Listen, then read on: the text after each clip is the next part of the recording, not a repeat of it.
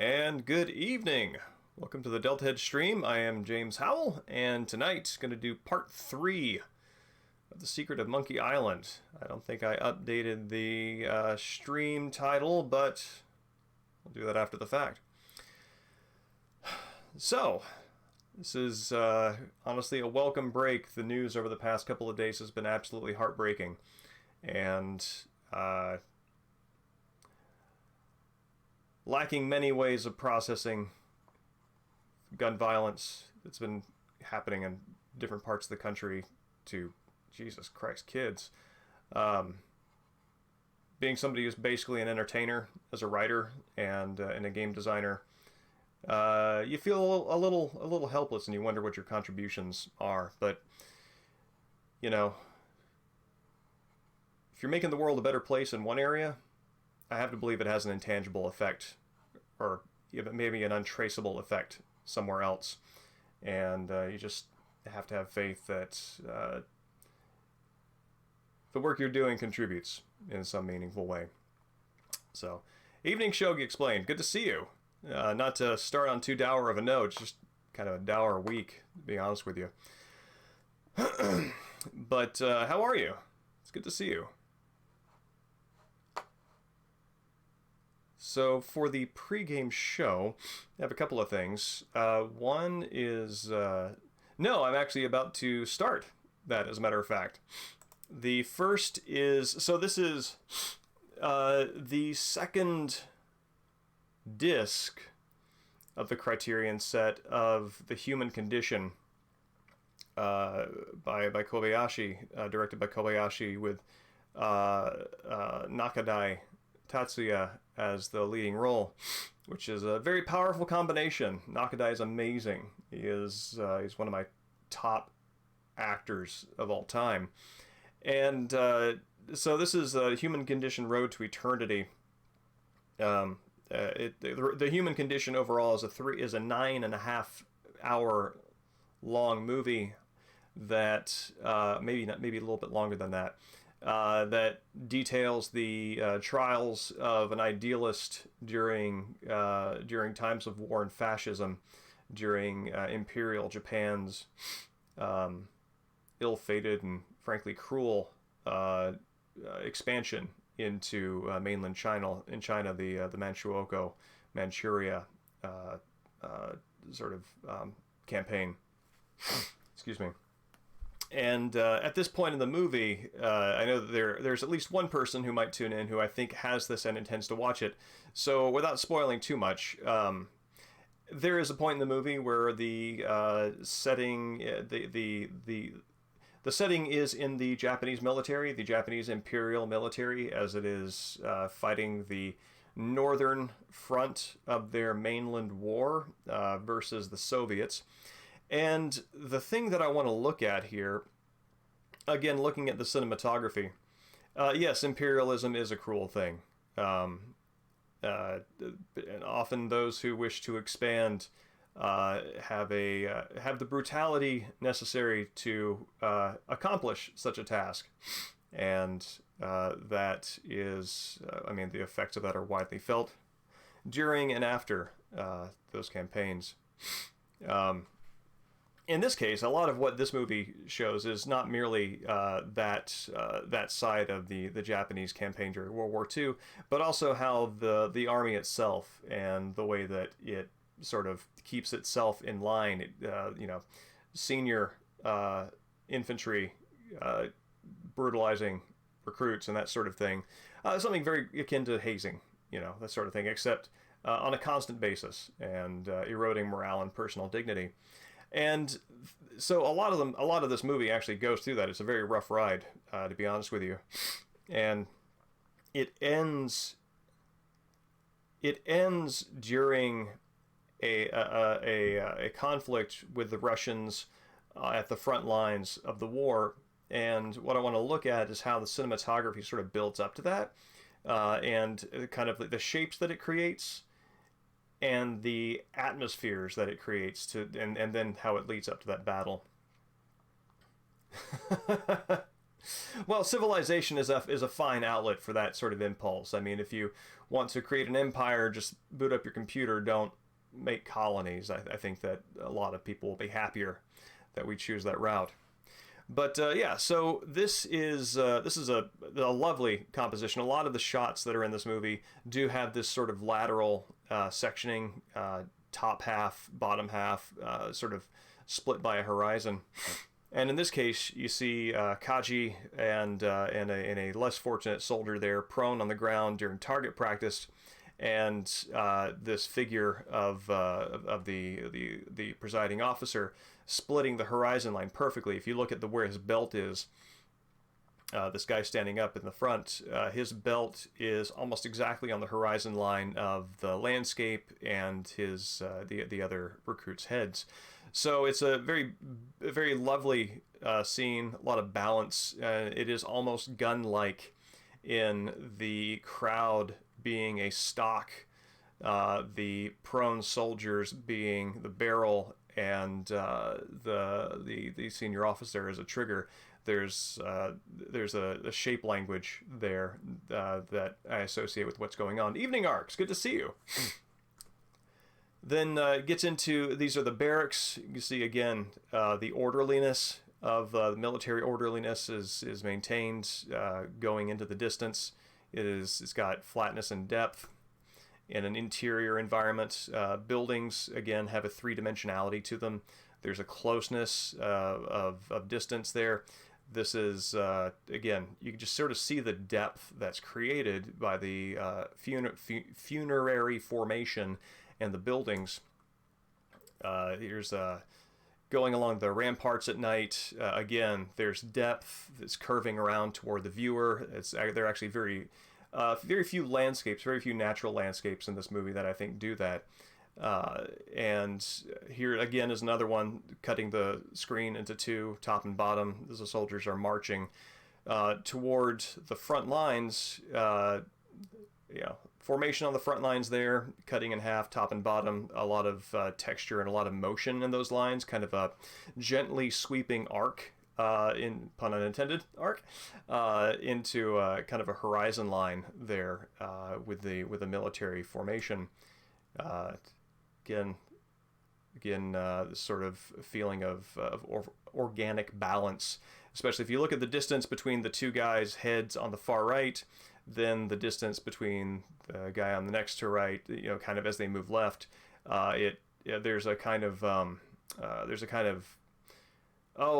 it expands on an arc, on a curve, is what I want to say, if you catch me.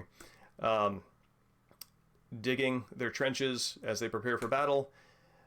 Formation, this is also very nice, as you can see the hills kind of dipping down toward and around the peak of that tent, and also the soldier formations sort of pointing toward there. Again, it's a very fine balance. And then we get to this. This is the cinematography of the battle. All of that texture, all of that detail, that symmetry, and that sort of each image sort of dancing with itself is gone. All you have is this barren open plain with nothing to create the kind of depth or distance that the other landscapes do, and even the two-dimensionality is frankly blotted out by this one very dominating object, which is the Russian tank with foliage camouflage on it. And that is part of the way that the battle is delivered, which is, again, it's just striking, and I think it says a great deal about violence, organized warfare violence, that, again, the texture of all of this, even the military, has a sort of life and a livelihood, and I wouldn't say the movie calls it lovely, but there is a texture, there's a balance, there is motion, even if it is ordered and somewhat brutal, that is completely stamped out by the barrenness of and domination of this tank and this horizon. So again, telling the story through the visuals, through not just through the what the visuals are, but how they're shaped and the pictures they form, is very powerful. And so I think that's lovely. And the last thing is this right here. So one of the things that I hope to do is to have an arrangement of the theme of The Secret of Monkey Island done for solo banjo. By the time this stream is done, we're about 25% through. Yes, Dan. Evening. It's good to see you. That is the human condition. It's awesome. I finished it last night. I was going to go to bed at midnight, and then and I was just like, I was on the last 25 minutes of it, and it was riveting. I have never been so captured by a 9.5 hour long movie. Evening, Mexican Stings. Good to see you. I'm glad to have caught you, especially at this point. Excuse me, because this is in progress, and but I will play this for you. This is from my practicing sessions on this. Let's see, hopefully this comes through the microphone okay.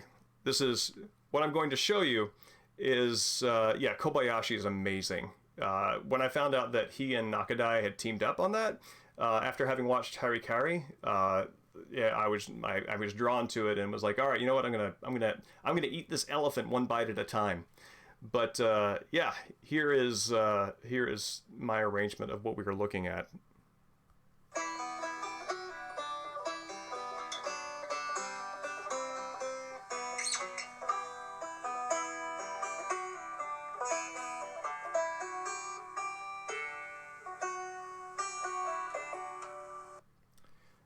So, I hope that came through okay. That's the best I can do with my phone's audio. There is a slight hiccup here. I've been figuring this out today. There's a quarter rest in that third measure that I don't really honor in. So basically, the math on that third measure doesn't work out right in the recording. But yeah, I'm gonna play it again. I think that's quite good.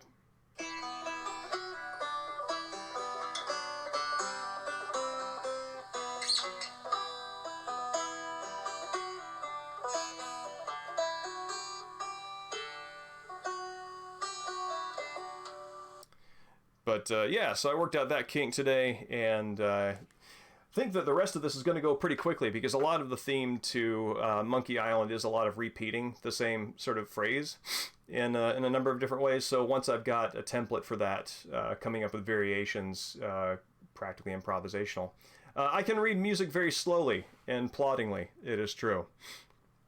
But as a matter of fact, yeah, I still have this here. These are my working notes. As you can see, I can read it, but I also prefer to convert it into tabs for messing around with. But that brings us to the game that's named The Secret of Monkey Island. And audio kinks should be worked out again. Shogi, after our working back and forth on the audio last time, I think I landed in a good place. Yeah, Dan, watching The Human Condition took me, I want to say, about a month total, just because my time in the evening for watching a movie is probably around an hour. So not being able to watch a movie consecutive nights, I wound up re-renting the same disc, I think, like 2 weeks in a row.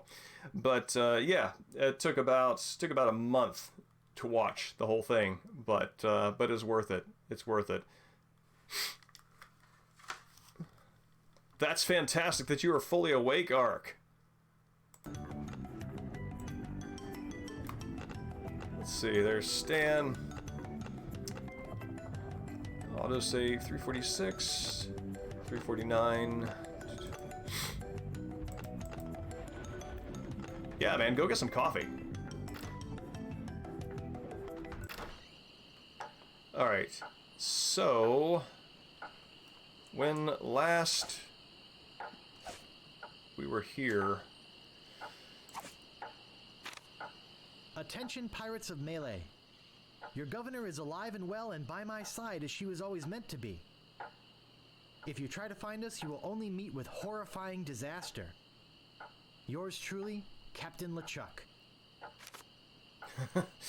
Yeah, Dan, that could speed things up a bit.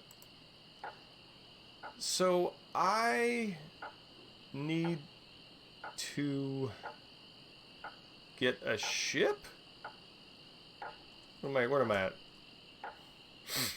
Okay, you need to try to buy the inexpensive ship. Man, that hint system is great. Certainly much more cost-effective than than the hint lines of yore.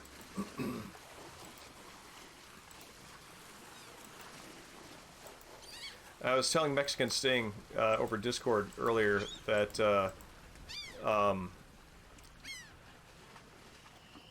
I intend to stream Monkey Island 2 after this, and when I do that, there we go. I'm going to use the mod that takes the sound files to the special edition and plugs them into Scum VM, so you can play with the original graphics. That little beauty out of your mind? Come on, let's go take another look at her. Yeah, so Mexican Sting, I had experience with exactly one hint line when I was a kid, and it was a very special gift. It was almost I think it might have been like a birthday present. Let's get down to brass tacks, shall we? I'm going to pause for this story. So, I was playing The Adventures of Lolo on NES. I was on what I later learned was the very final dungeon, and I could not figure out the solution. And my parents let me call a 900 hint line, and I spoke with somebody who sounded very old and wise, and I'm sure he was at the ripe age of 21, which sounded very old to a 14-year-old boy.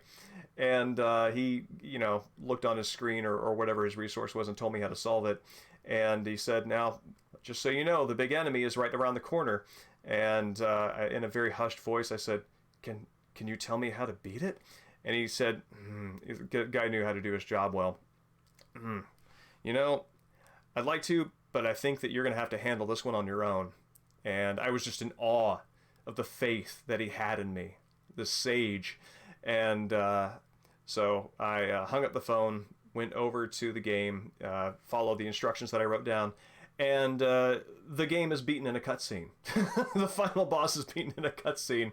So yeah, he did a great job by setting it up and not spoiling the fact that how underwhelming would it be if I had known that was right around the corner. So whoever you are, my dude, I hope that you're living a good life in your 50s. I'd let you take it out for a little spin around the harbor. Nexus mods, maybe? I did a Google search for it and I found it, but I don't remember where it was actually located. Excuse me. And my allergies are kicking up and it's dry in here. Yeah. When I was a summer camp counselor for a summer, and I worked ground crew maintenance at the same camp later. And so when you are like around kids and that sense of wonder, and they ask you a question that could easily have a mundane answer, and you don't want to crush that wonder spark in their eyes, you find these ways of sort of answering them in a way that gets them what they need, but that doesn't like gray their world. And that guy was, honestly, when I needed like a frame of reference in my heart for what to do, that guy his answer was a place I could go to. So, I'd like to make you an offer. I have the credit from the shop. And, 5,000, and that's my final offer. 5,000 pieces of 8. Okay. Oh, thank God. Okay. It's killing me, but okay. So did I have to haggle him? I thought I was gonna give my children Christmas presents this year. Just take it out of here. I'm glad to get rid of it. Oh yeah. Do you have that note from the storekeeper on you? Thanks. Stan's winning an Oscar over here. These numbers by my boss. He'll think I'm nuts, but I'll talk him into it. You meet me at the dock with your crew. I'll bring the ship and the papers. I just want to say that I really feel like we got to know each other today. Oh, maybe that's the Really difference. felt some bonding here, and I don't just say that to everybody. It's been great doing business with you. Really. sucker. See you at the dock, and don't forget your crew. Yeah, that All three of them. that really is tells you everything you need to know. Yeah, I think at the end of the last time I spoke with him, I took off the amenities and then bailed, so I didn't offer to buy it again without them. The Sea Monkey. Do they still sell? Out of touch question now. Do they still sell sea monkeys? I remember seeing sea monkeys for sale as like aquarium pets in the back of like Boys Life and highlights for kids. But I don't know if those are things that anybody cares about anymore. It may not look like much, but it's mine. That's the spirit.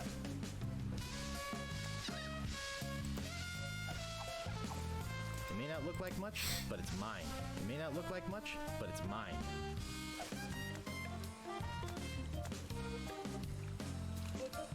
Huh. Man, you know, now that I'm an adult with money, seems like a fun thing to do would be just like to go back to one of those old Boys Life magazines and that page of like gadgets and gimmicks and prank stuff on the back and just buy one of each just to see exactly what I was pining after as a kid. Yeah, exactly. That's what I'm talking about. Like, finally buy that hand buzzer. I remember there was one advertisement there for a hovercraft that I have no idea how it's supposed to work, but I want to find whatever that was and buy it and see.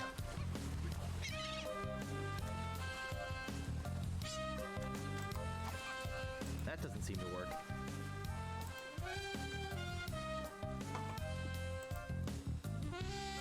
So, I need my crew.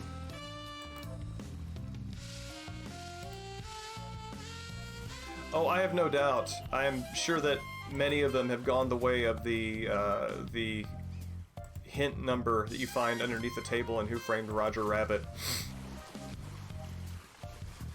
It may not look like much, but it's mine. Rest in peace, childhood.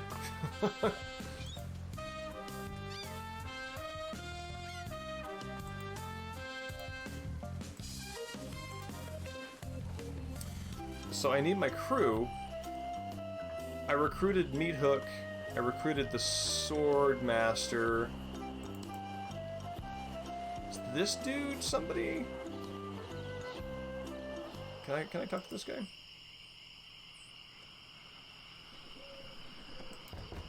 There's no answer. All right, Hint, help me out here. Oh, I have my crew. And a ship. Oh, I gotta talk to Stan. Okay, gotcha.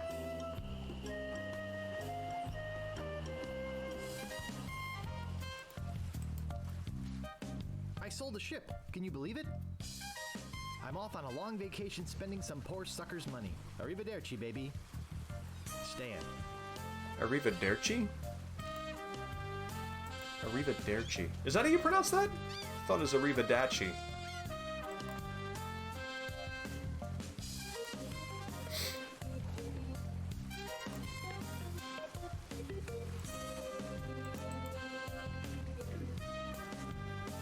Oh, Mexican Sing, he's, Shogi explained is referring to the NES game of Who Framed Roger Rabbit. If you go to the Ink and Paint Club in Evening Squimmy, it's great to see you. In that game, there is an 800 number that you find written on like the underside of a table, and it's an actual 800 number that you would call, and it would be like a voice message from the game that would give you a hint to open a code or something. Very cool ARG-like element, but that number has since gone to the weeds, and but that also doesn't undermine your point. Yes, you should rewatch it. It holds up. It may not look like much, but it's mine.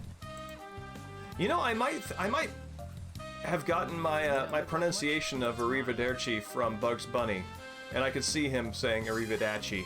So maybe Bugs Bunny is not the source for. Oh, the doc. Different doc, I think. For pronunciations.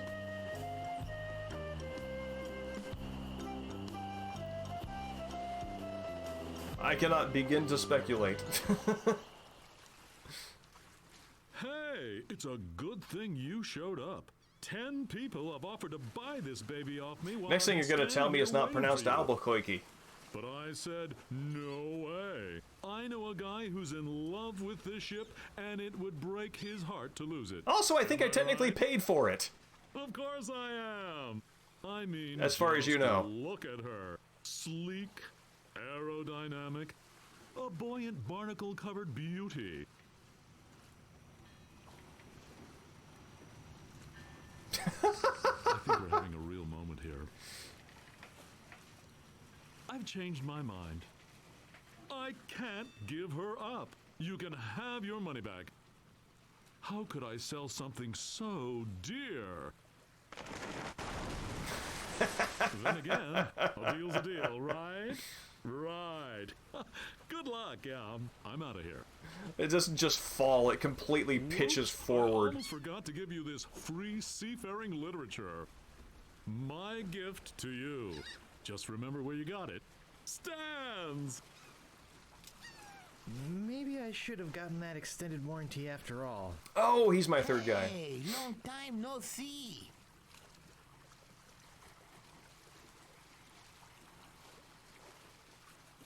Yeah, Dan, Stan's got a lot of deals going on at once he needs to manage. I like to think that he had a failed career as a air traffic controller, or whoever the guys on the ground are. Otis! That's where the joke is. See you again. Hey, I could never pass up a chance to make some easy money. Money? Yeah, we are getting paid for this, right?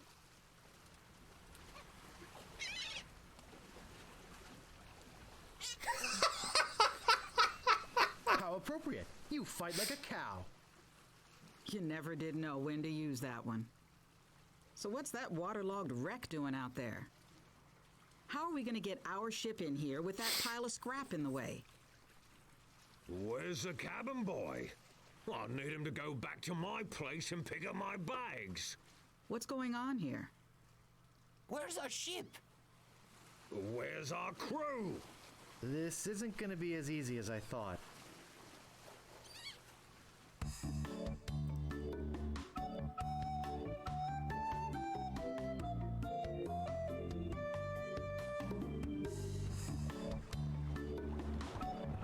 Through the courageous leadership of Captain Threepwood, the Sea Monkey is finally underway. Undaunted by their lack of navigational equipment or expertise, the crew begins to plan their voyage. First of all, I'd like to say it's great to be working with such a fine crew. The voyage ahead is not going to be easy. It's going to take skill, endurance, and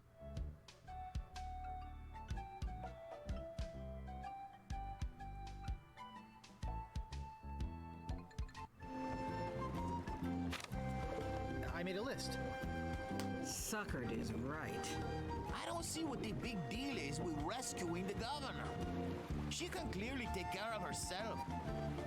The way I look at it, we got this great ship. I love this track. Well, we got a ship. Why don't we kick back, tie her up to the wheel, and cruise for a while? I could use a little work on my tan. Come to think of it, I have been a little stressed out lately. I could use a rest. Then it's decided. We cruise the Caribbean.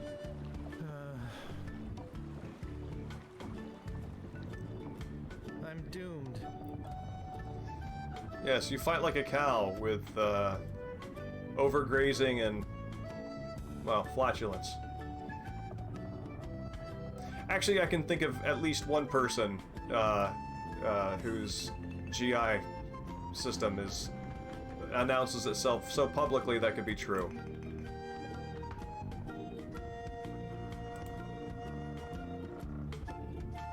It looks like a ballpoint feather pen.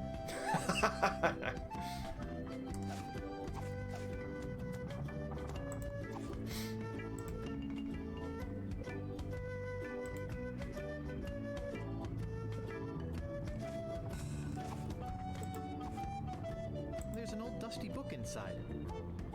Let's see what it is.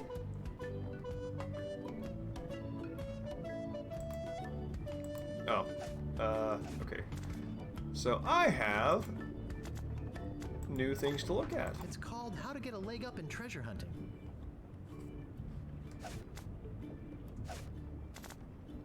Oh no, ballpoint. Well, I mean, this is sort of this is a fantasy version of possibly even a Python-esque version of the Caribbean when It's called How to Get Ahead in Navigating. pirates were about. So a leg, a head, It's called How to Arm Yourself in Sea. and an arm. That feels like either a subtle and aimless joke or a hint. It says, Captain's Log, March 10th. First mate Toothrot and I have been searching for Monkey Island for over a month with no success. The directions we purchased on Melee proved to be a recipe, not a map as we had believed. Captain's Log, March 12th. I wish Toothrot would take a bath. Captain's Log, March 17th. I wish Toothrot would stop snoring. Captain's Log, March 23rd. Toothrot is really starting to get on my nerves. I figure it's only a matter of time before we come to blows. Captain's Log, April 2nd. As a gesture to restore our friendship, Toothrot offered to fix dinner tonight. Captain's Log, April 3rd. I don't know how we did it, but we've arrived at Monkey Island.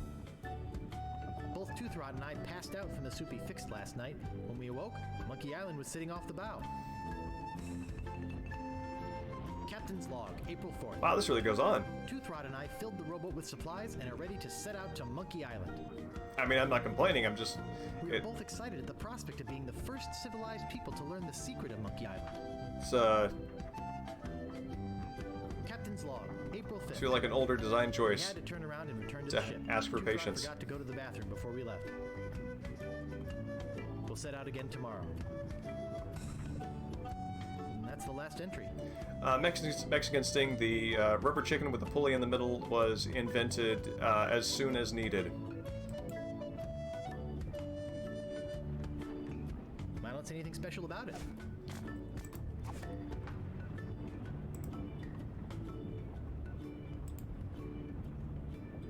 It's made. Must be dealer prep. Can I snooze? There'll be time for that later. No, I can't snooze. Can I... It's made.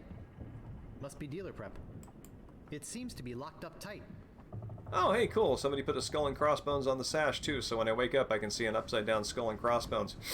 Actually, that's really interesting, because the skull and crossbones appear placed for the presentation of an onlooker, and not, in fact, the person sleeping on the bed.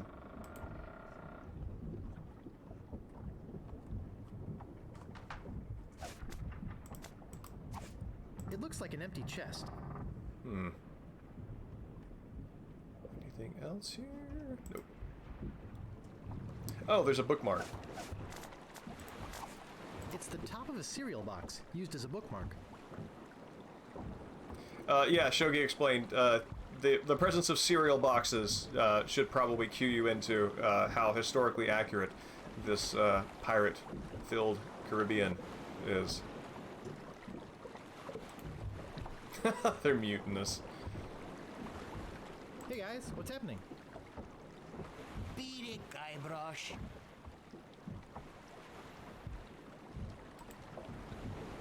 I hear the weather's pretty nice over by Monkey Island. Nice try, Guybrush, but no banana.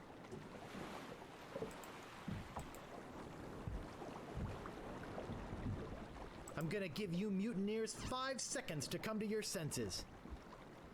Then, I'm gonna start kicking some butt.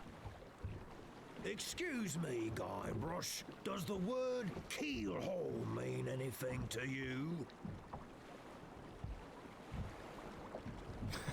I see your point. Thanks.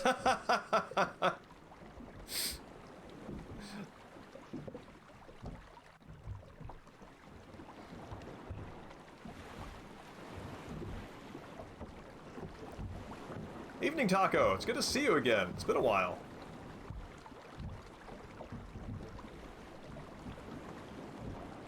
Oh, the second one lets you overlay voices also.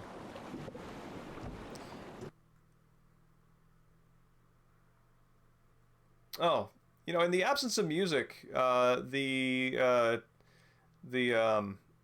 atmospheric sounds do add quite a lot. I like that. Yeah, I actually played the Monkey Island games to completion in Scum VM on a computer that was running Windows Millennium Edition. So, that's my experience with the game, and would not say no to having that experience again. Is there anything I can do to get you guys to help me? Excuse me, Guybrush. You're blocking the sun.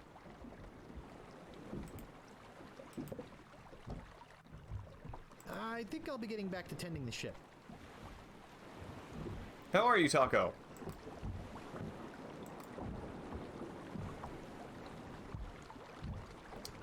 Oh, is there nothing up here? Certainly looks like there should be. Door... rope ladder.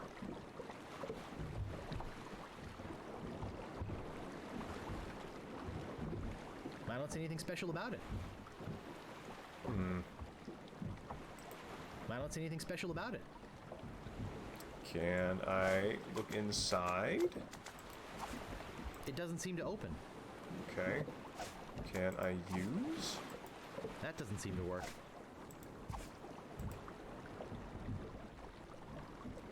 That doesn't seem to work.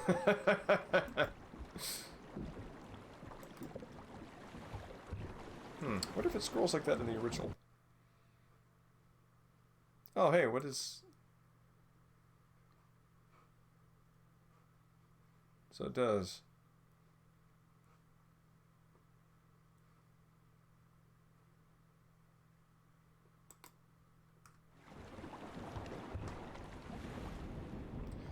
Okay, so is there another drawer I can open? Close that drawer.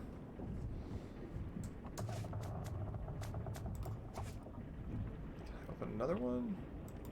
Nope. So, what do I have hint-wise? Got a compass? I'm not sure, but I think it's pointing towards Melee Island. Oh, that's right. It's pointing towards stands. There's the note. There's the head, arm, leg book set, ink, bookmark, pen, dusty book. I don't see anything special about it. Okay, maybe I can use feather pen with... I have nothing important to write. Wow. I never do. It's awfully self-aware of him, and bravo on landing that joke, guys. It seems to be locked up tight. Okay, so yeah, Ark, I find that going to get coffee takes me longer than I think it will also. So getting in there seems important. Can I use this? I have nothing important to write. No. I never do.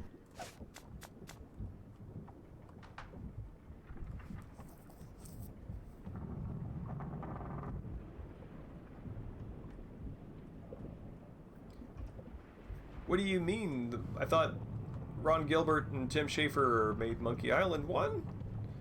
Is there a version of this that I'm missing?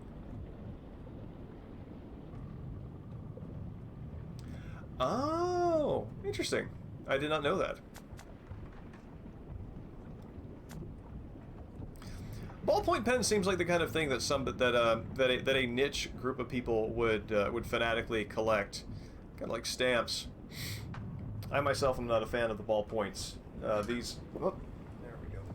These fellas right here, the Precise V5 rolling ball. Wait, rolling ball. I feel like that's different from a ballpoint pen, but these are my guys right here.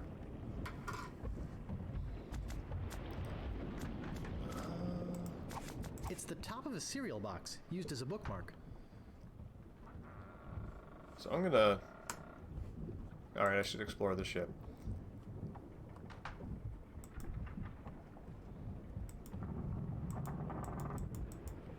Well, in that case, my favorite pen is a ballpoint pen. I just didn't know it. Oh my, that's some weird perspective. Oh, no, that's not... I wanted to see... Galley? The hell's a galley?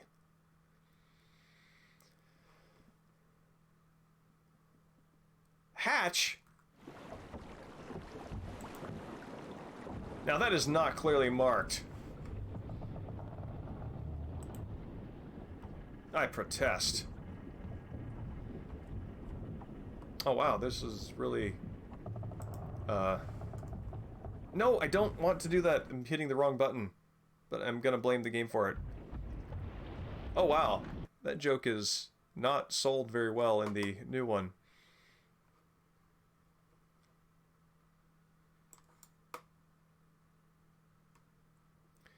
I used to like Uniball pens. One of the reasons why I like these pens in particular is I have a drafting table that I customized and I drilled holes in it. And the holes are sized so that the pen body itself will slip right through, but the pen cap itself will catch. So if this is the surface of the table, I have a full set of pens that are just kind of sitting out like that. So when I want one, I can just grab the top, pull it out, and I have the whole pen. All right, Mexican Sting, I'm really glad that you're able to come by. I've been looking forward to streaming this game with you around. So if you can make it back, I hope we get to see you. But if you can't, I will talk to you soon.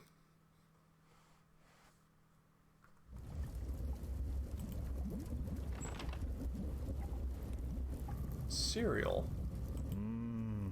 I loved this stuff when I was a kid. I liked the way it chewed up the roof of your mouth. Captain Crunches always have a reputation. That's awesome.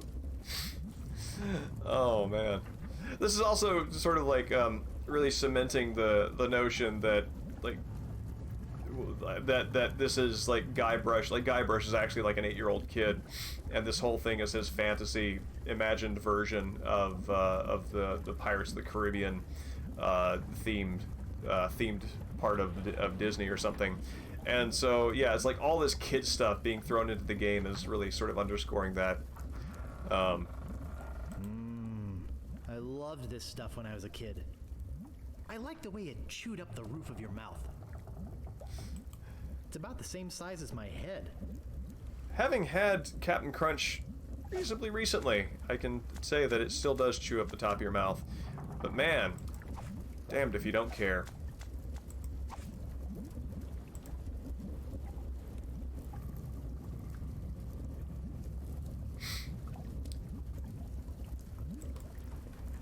Well, fortunately, with working at home being its own thing, the only coworkers who steal my pens are cats.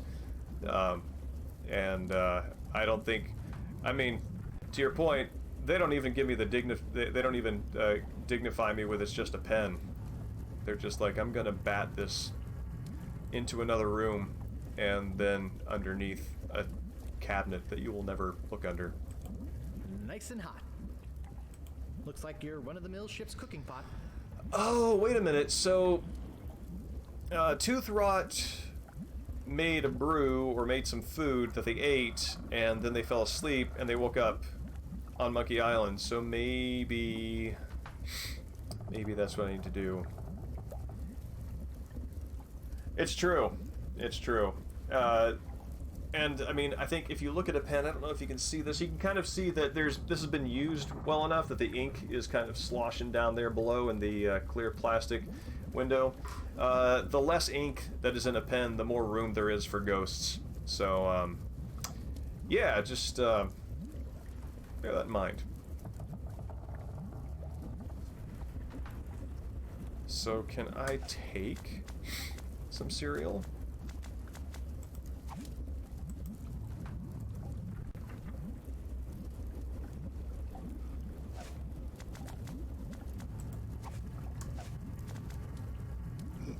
Excuse me. Evening, TJ. It's going well, thank you. How are you? I loved this stuff when I was a Okay, kid. same dialogue. I like the way it chewed up the roof of your mouth. Can I put this in the baking pot? Baking pot? Is that's those are the right words for cooking, right? You bake in a pot? I don't have a recipe. Wouldn't know where to begin making soup. I played this a very long time ago. I was mentioning earlier, I played this. I played Monkey Island on Scum VM on a computer that was using Windows Millennium Edition. So it would have been in 2006, I think. So it's been a while. I haven't played the special edition. Oh, hey, I can go down here. I don't see anything special about it. Well, go down it. Can I? There we go. Guybrush? Yes, I've actually played all of them. Played Monkey Island 2, and then the other two that had the voice acting. Yeah, I'm a big fan of the games. I'm very excited about the new one coming out. Rusty trunks.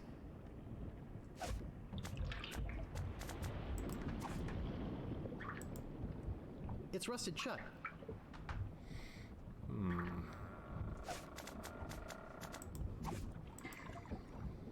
They're all rusted shut. The Telltale one, I got the first episode of that, but the humor wasn't hooking me as much, and yeah, it felt like it was straying a bit from the sort of feel of the two DOS games and the CD-ROM games, and I just didn't stick with that one. So, no, that is a gap in my Monkey Islanding. There's some very fine wine in here. I'll grab it. Oh, well, that might have been what stopped me then, because episode 1 is the one that I bought. I probably still have that on the Wii, which is what I was actually very excited about, because It's a giant piece of rope.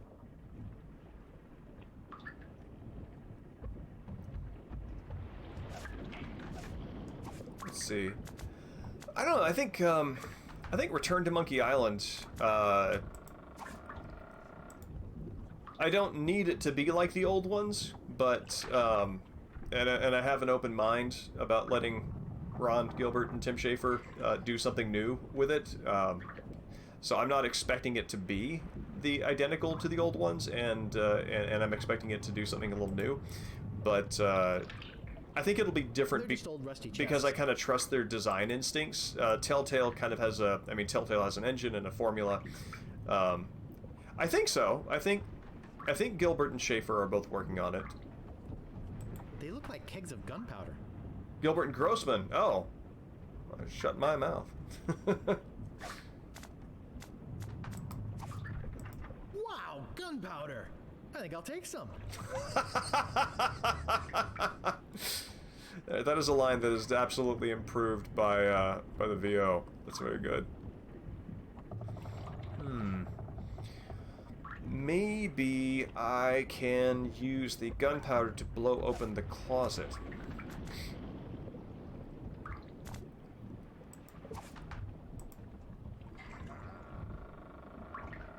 They're all rusted shut. Okay. Same with the rusted shutness.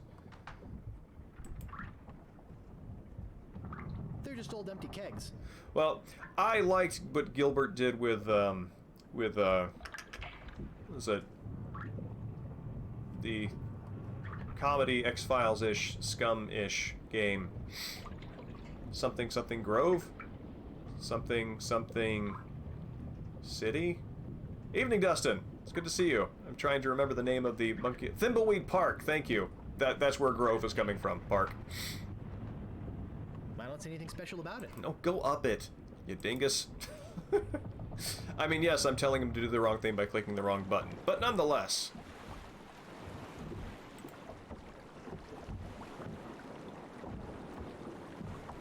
I think I'll be getting back to tending the ship. Yeah, I need to complete it. I was playing it, and then I forget exactly what bit of life event happened that that drew me away from it. I wonder if the recipe is...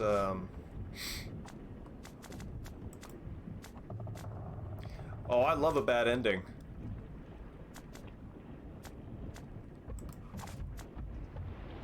Look at... It says, Captain's Log, March 10th.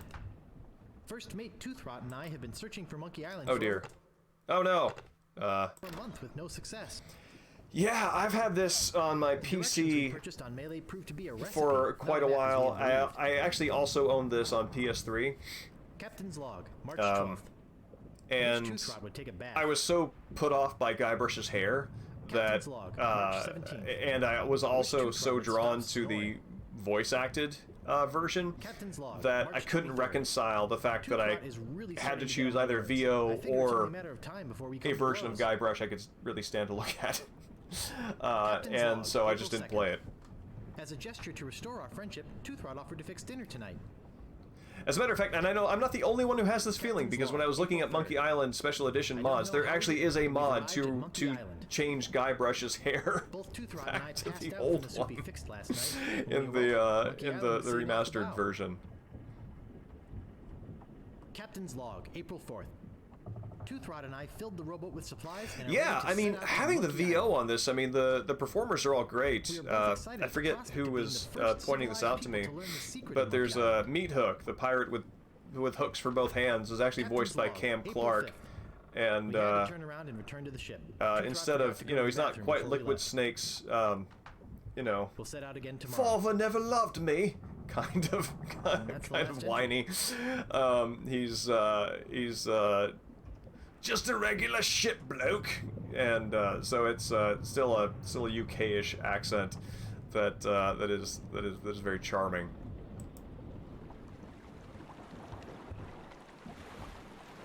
It's that guy right here.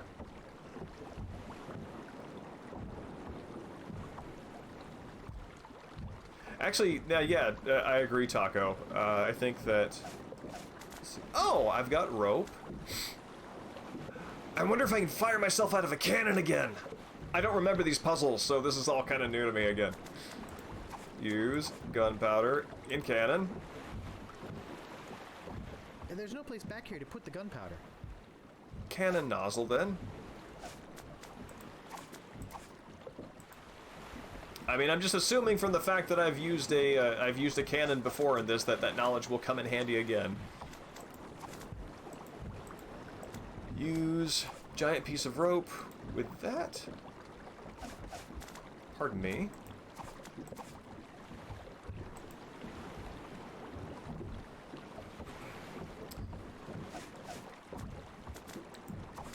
I'm only going to put this on if I really have to. Oh, buddy. For the puzzles, I prefer to keep it spoiler minimum. Thank you for asking. I really appreciate that. Because the special edition has the hint system built into that, I can just use that. I'm kind of enjoying. I mean, one of the things that is very charming about this game is that it is made for bumbling around. Like, the fact that you're going to be bumbling around and running into walls is part of how it's designed. So there's plenty of charm that shows up in the process of getting things wrong. I think that, like, this says quite a bit about their different characters. He's got a glass of wine, he's got a frothy mug, and she's reading a book. I don't see anything special about it. So I need something that can create fire.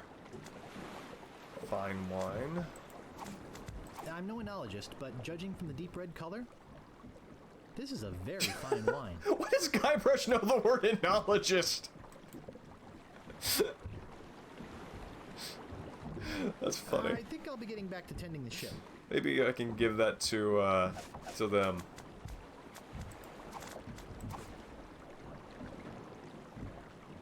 Oh, are my mutinous crew not a person? They are an object? That's probably why they mutinied.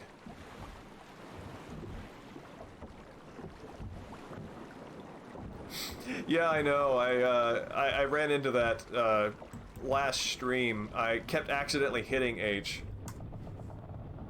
And yeah, and honestly, some of the things, these are things that I would bumble around.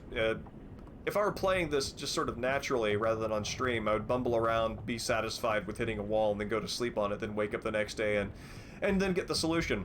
But being on stream, there are some moments where I'd like to kind of pick up the pace. So the hint system is working for me. What? That's how I eat it? A toy prize inside.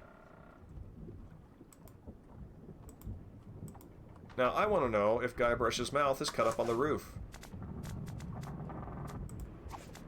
This is no prize.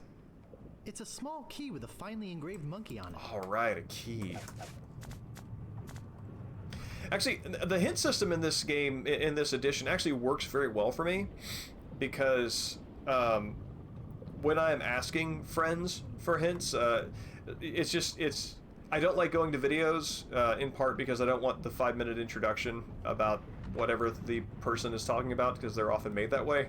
I also don't know where to skip to get the relevant information and might encounter a spoiler.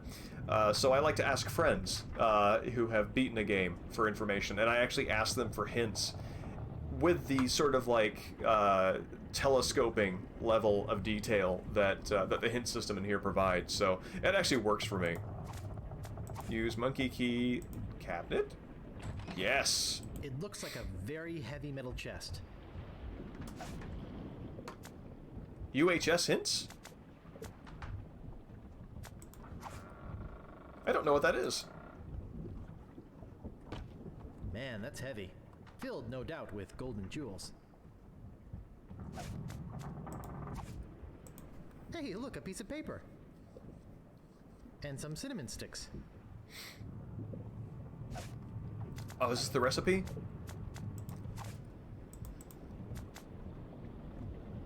Oh, universal hint system. I actually didn't know that term. Directions to Monkey Island. Preheat pot to 450 degrees. This is Add great. the following ingredients. 1 cinnamon stick, 4 leaves of mint, 1 human skull, pressed, 1 squirt squid ink, 2 pints monkey blood, 1 live chicken, 3 ounces brimstone, 1 or more of the following. Pyridoxine hydrochloride, zinc oxide, yellow 8, mine mononitrate, and BHA. Let bubble over a low flame until thickened. Serves crew of 4. Oh, that's awesome. Yeah, I know, right? I've got to say, I feel like the after monkey blood was ad-libbed, and it absolutely works. All right, so let's all right, just tally what I've got. I've got cinnamon stick, to 450 degrees. squid ink. Add the following ingredients. Okay. 1 cinnamon stick. All right, so let's just start adding things.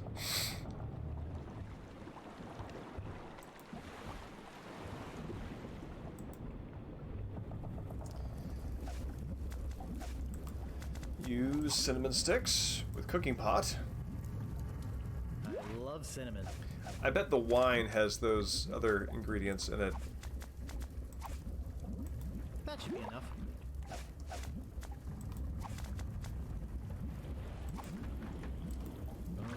This is gonna be good.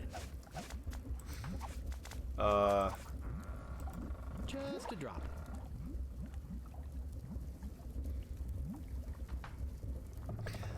This was actually something that that I was confused about with Elden Ring, because the finger crones that are placed around the map, I thought that they were supposed to be sort of a diegetic UHS, but at a certain point I would talk to them and they would just be vaguely cryptic, and I'm like, I don't know if this is a hint or an atmosphere, and eventually I stopped asking them questions because they stopped seeming useful, and I got the atmosphere, so I didn't need that anymore.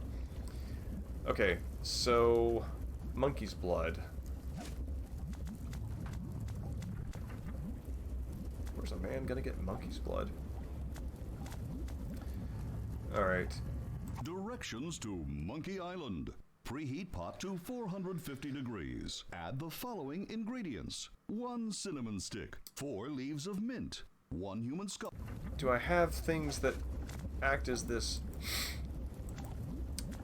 Does my rubber chicken with a pulley in the middle count?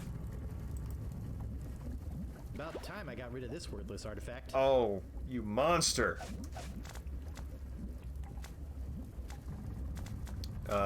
Oh, mint. Good thing I've got 1,000,000 of these. Map.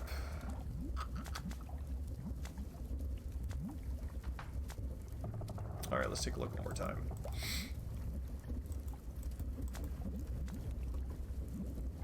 Directions to Monkey Island. Human skull. Preheat pot to 450 degrees. Add the following ingredients: 1 cinnamon stick. Okay, so let's think human skull.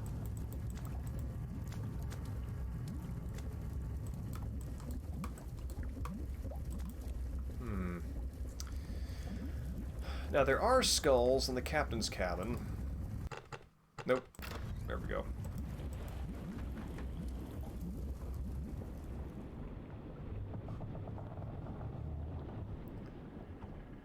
This room is surprisingly empty. Like, just like nothing to do. Oh, window. Well, I think I'm gonna be seasick. Nope. No. Trunk? Chest? Nope.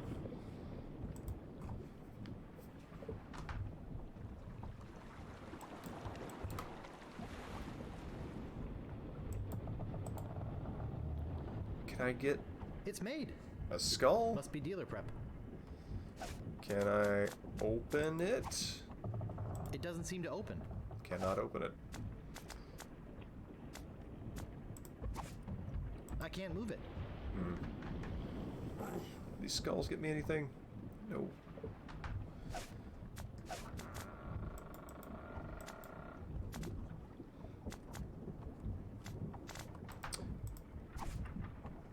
Wonder if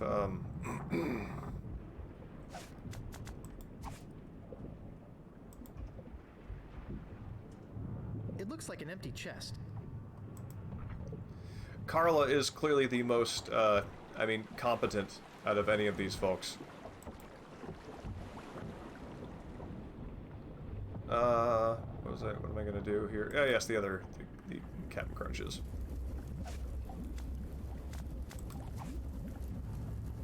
Oh, I can't pick that up. only one cereal.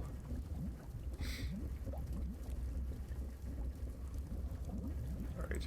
Let's go to where all the chests are. Is there anything I'm missing here? That black chest is suspicious. It's just an old rusty chest.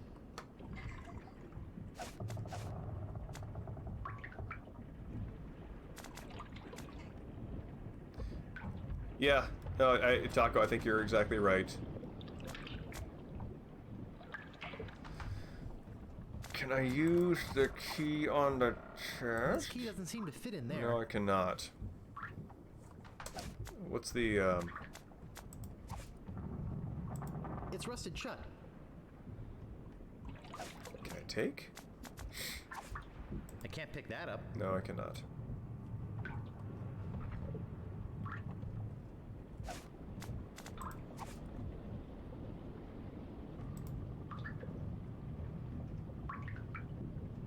It's empty.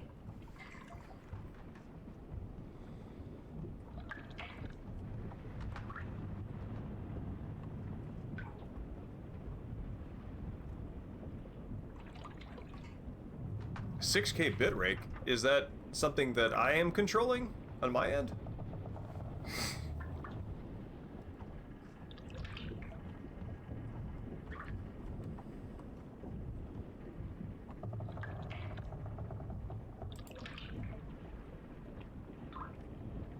They're just old rusty trunks.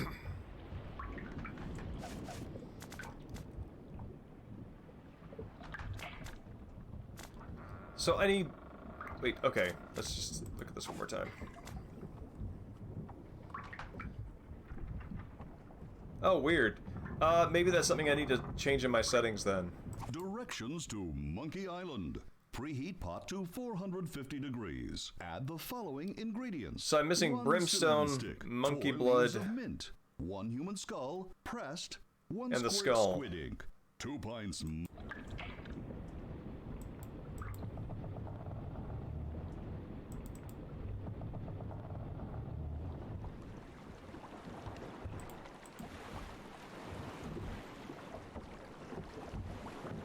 Hey, I found a map to Monkey Island.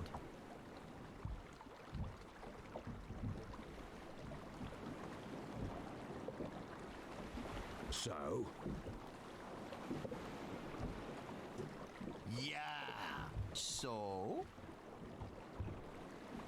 Well, much less impressed than I thought they might be. I don't think they're going to be any help. What was that? Nothing.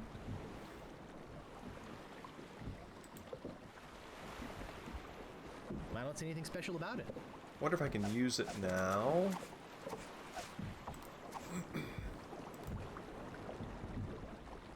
Use cannon with cannon? No. Alright, I am stuck. UHS it is.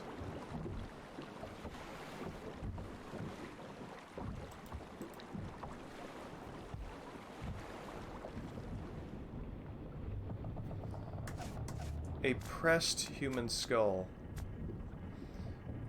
Wait a minute.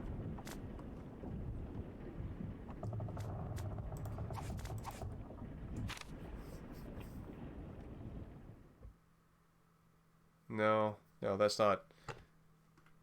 It's not what I think I'm looking for.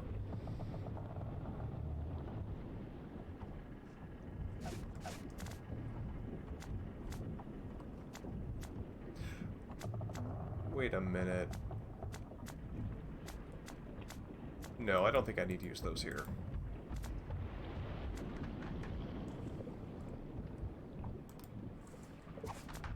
You should. Oh no! I didn't know the hint system would show up underneath the inventory. Alright, let's see. Check the crow. I can look at the crow's nest? What?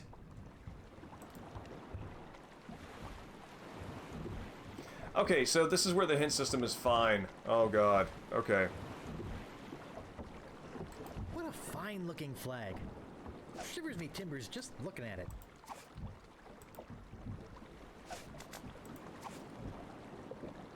No, I don't want to talk. I would like to pick up. There we go.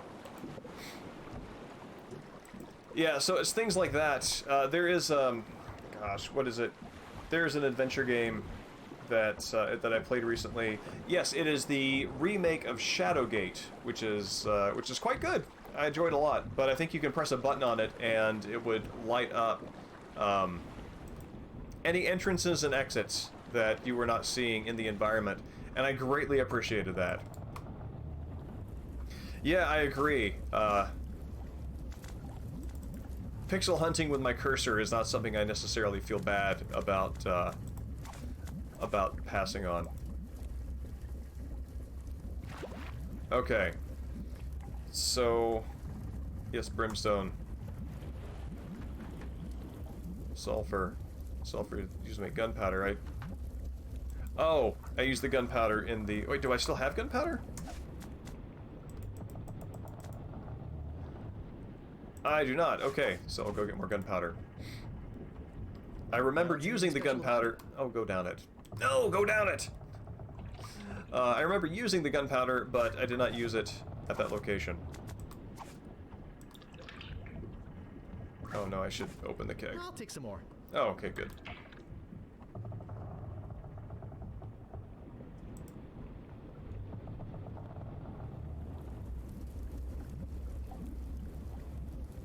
Yeah, that's what I was thinking. So it looks like I had the right idea, just didn't have the right right environment for it.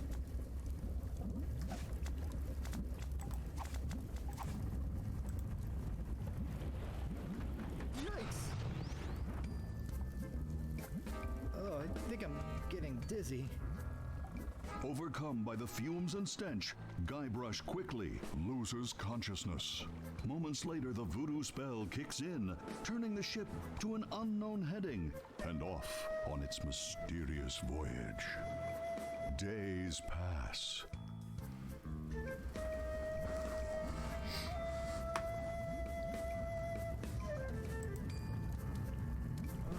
I feel awful. Yeah, the idea of having to cook up a magic spell so your ship magically takes you there is a great thing. And I mean, it's interesting because one might think that, as in the game Pirates by Sid Meier, that you might have some sort of navigation challenge or something like that, which is not something that the point and click genre would be very good at sort of conveying. And so but at the same time, just having this sort of random item hunt to find, you know, placeholders for these ingredients is it's unexpected. It's an unexpected way of getting you to a voyage destination, but it's maybe one of the few options that you have in an adventure game like that. It's not like a starship. Holy monkey bladders! It's Monkey Island! With like autopilot and things like that. Although I guess if you were to compare what I just did to setting an autopilot in a game that is maybe space themed, it's sort of like that. Alright, Mutinous crew, have I won your hearts? Hey, look! We've made it to Monkey Island! Let us know when you found the governor. We've got an extra chair she can use. Alright, so I thought by serving 4 it meant that we would all be knocked out, but apparently only one of us needed to be knocked out to for the ship to do its thing. Oh, Taco Treasure Island is amazing. Treasure Island is dear to my heart. Captain Long John Silver truly is a great villain. There's one part in it where so Long John Silver, of course, has only one leg, and he walks around with a crutch for the other one. And there's this part, I think midway through the book, where one of his mouse drifting, where one of his own crew is going to shank him, and he you know, falls on the ground, acts helpless, says, "You can't possibly stab me." He doesn't lean on the "I'm your captain, don't stab me" argument, because among pirates that's fairly useless when mutiny is afoot. But he's like, "Please, I'm helpless, don't do it." And so the guy's like, "Ah, you're pitiful." So he walks away. And Long John Silver goes over to his crutch, which he had previously cast aside, so he's like crawling on the ground very fast to his crutch, grabs it, and then hurls it like a pike at the guy's back, breaks his spine, and then goes over to him, takes his knife, and stabs him. It's very over the top, and it's like stylized violence from a cartoon or something, and it's in this like 19th century adventure story. So anyway, Treasure Island is a joy, and it's good storytelling, and it's got a lot of good fireworks like that in it. I don't see anything special about it. Yeah. Oh, I should go back and reread that. It's also a pretty quick read. It's pretty thin. Stevenson is a favorite. So now, I'm only going to put this on if I really have to. can I get fire from down here?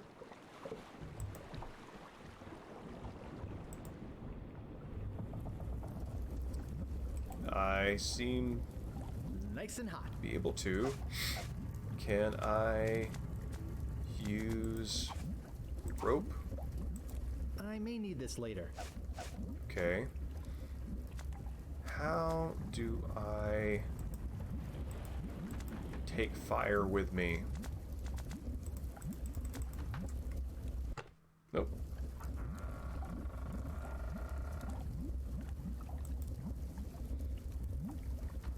Let's just take a little look and see if anything has changed.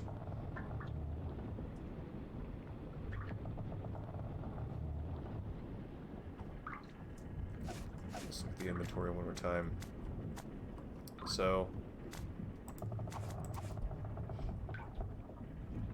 use cereal with Guybrush? Oh, right, open cereal. I'm too sick to eat anymore. Aw. So there's a bookmark. Can I use the bookmark? It doesn't seem to open. No, go up it. There you go.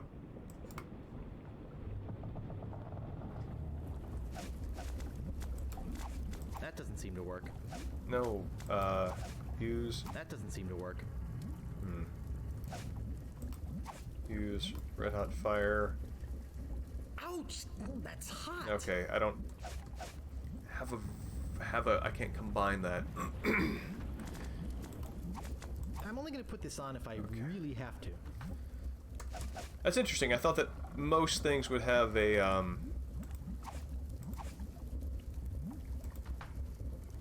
All right, that's it.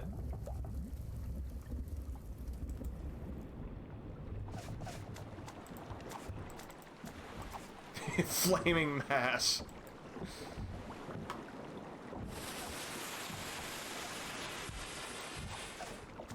I'm only gonna put this on if I really have to. Oh, okay. Maybe I have to be a little quicker on that. So I still have flame. So use rope with cannon. Still gunpowder in there?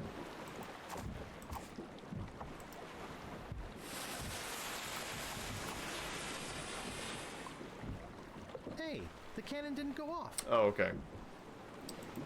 More gunpowder it is.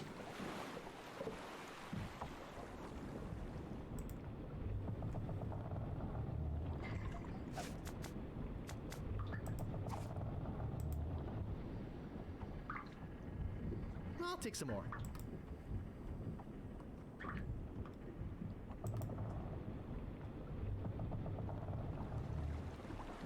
Evening, El Mundo. It's good to meet you. Yeah, there are not many... if my instinct is correct, then this would be the first moment where there's any kind of... maybe the second moment there's any kind of time-sensitive menu input. There was the whole grog thing, so maybe not beyond what I've learned.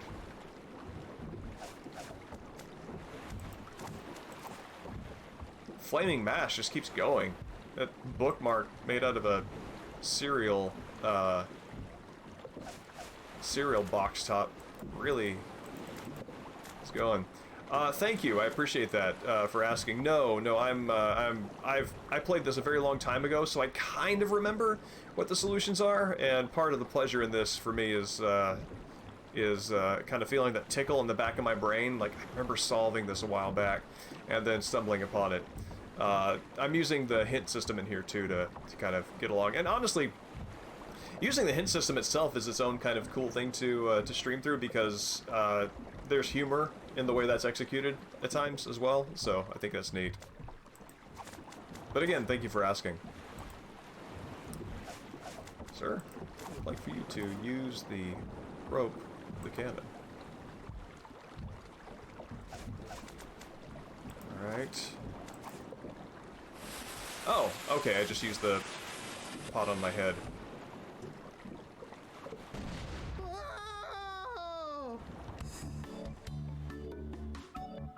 Wow, that, that headgear didn't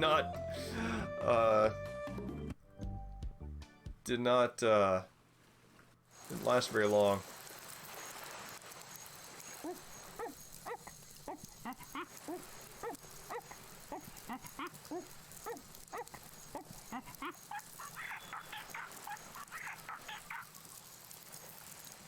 I want to know who's credited for the monkey, VO-wise. Hi! I'm Herman Toothrot. Oh, there's the dude. Don't bother to say hello. I've only been waiting 20 years to talk to somebody civilized. I don't mind. Fine.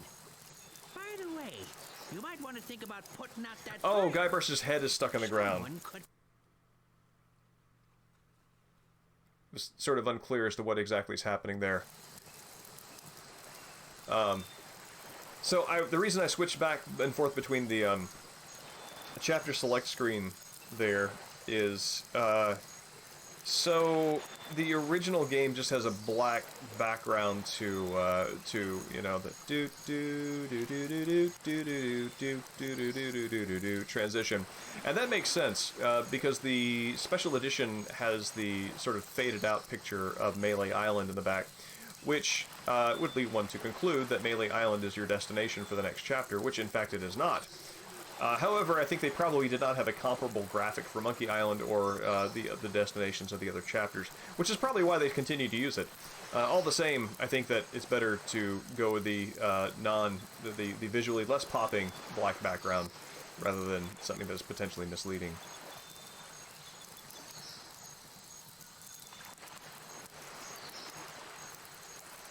Can I? Oh, well, it seems that being vertical puts out fires.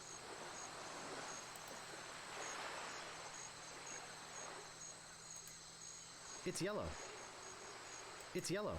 It's yellow. That's rude. I think that banana's as brave as any of us.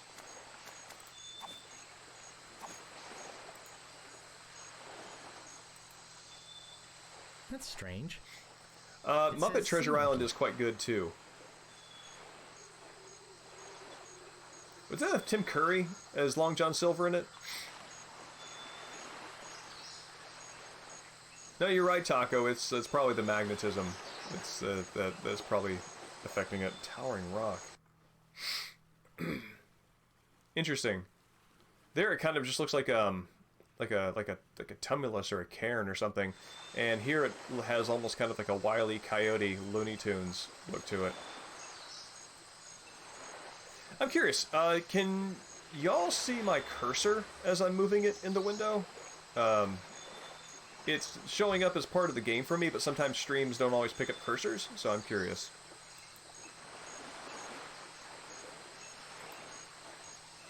Notice of public meeting. There will be a meeting Wednesday evening to discuss the recent occupation of the sacred monkey head by the ghost pirate LeChuck, Cool, thank you, Art.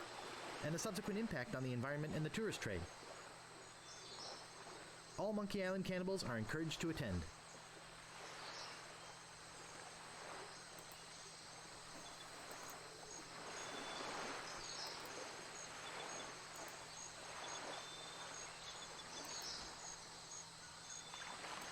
Is there, Oh.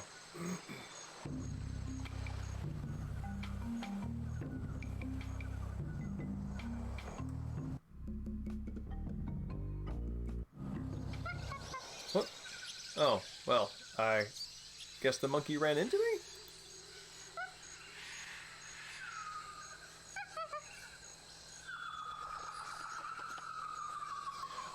Taco, if I'm remembering right, that's like the only place in the game where you can actually die, and I think you die if you don't figure it out within 10 minutes. Am I remembering that correctly? Oh no, I did not know that Tim Curry had a stroke. That saddens me.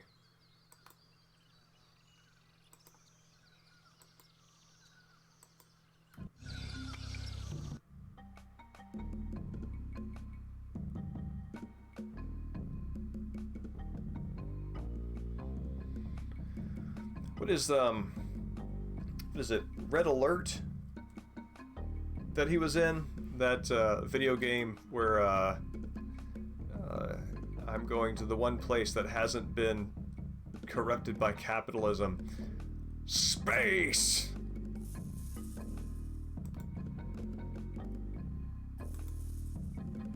Oh, Guybrush can really book it if he needs to.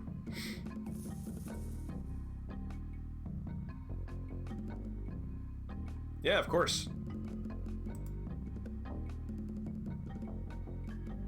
In fact, while they do that, I will drink some water. Oh, modern map music, sorry.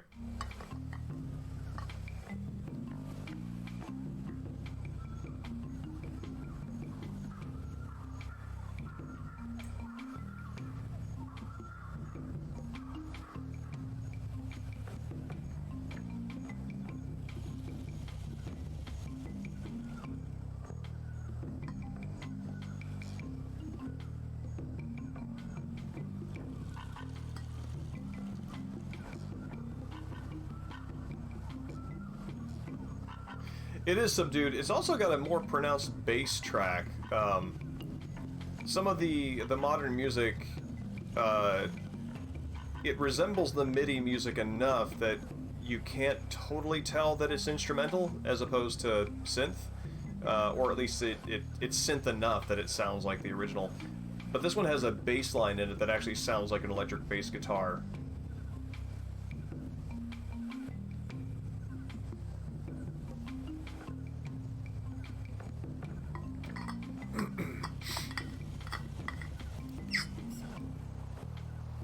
Awesome, Taco. I'm looking forward to it.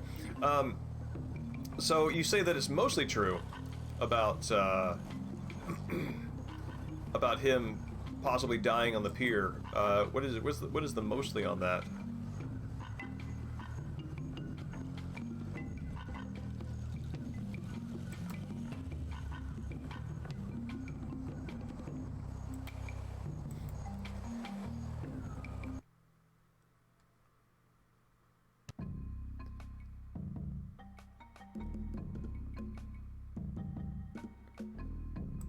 Yeah, Shogi, I want my space corrupting capitalism now. Slam on desk.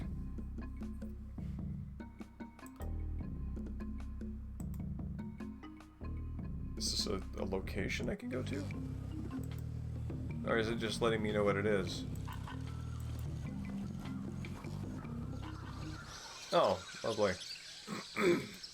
It's printed on letterhead. To the ghost pirate LeChuck. We must ask you once again to curtail your nightly activities in the sacred Monkey Head area. Decent people are trying to sleep. Kindly keep the noise level down. The Monkey Island Cannibals. P.S. We saw you taking that woman with the scarf down there.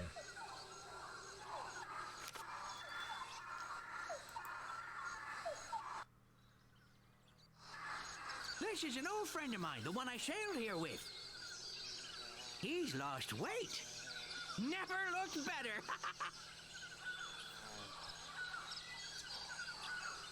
Yeah. No, aliens is aliens and then space truckers are definitely going to be a problem. I mean, the space truckers themselves are not a problem, but they're going to find things that we would What happened to him? rather be left untrucked. I'm afraid I must be going now. Pressing business, you know. Oh, I didn't know he had the googly eye. I don't see anything special about it.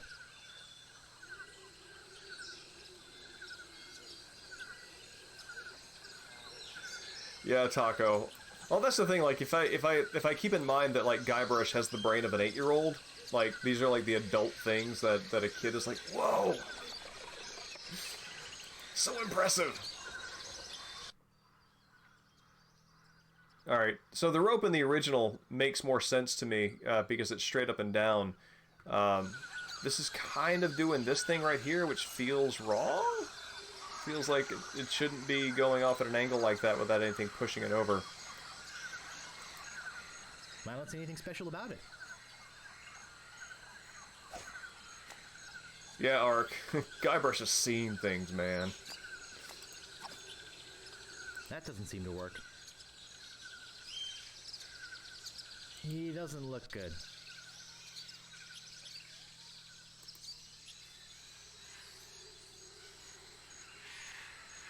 So, what do I have on hand? I have the memo, I have a banana, I have these books.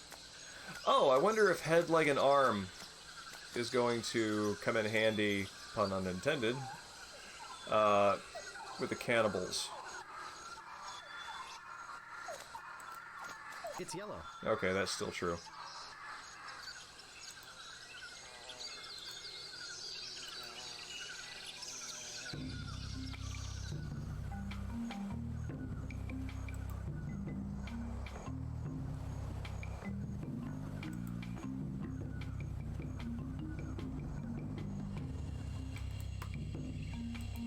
Private property. Worshipping is permitted, but please do not enter the monkey head. G.P. LeChuck. I feel like the bottom half of that sign could have been used for the property. What are we looking at here? Huh. Okay, I can see that. There's a little bit of scrawling right here, which kind of looks like there's maybe something else. Like this was a sign that said something else. Oh, okay, I get it. That's the Chuck's little scrawling down there. Gotcha, gotcha.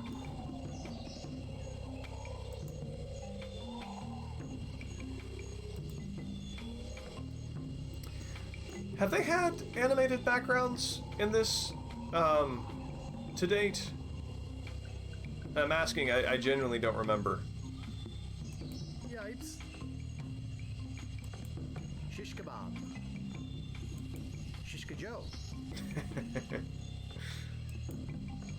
Shishka Larry. Beep.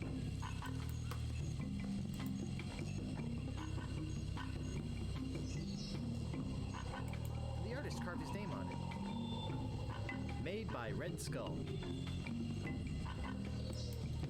Made by Sharptooth. Oh wow, those are pretty faithful renditions. Excuse me.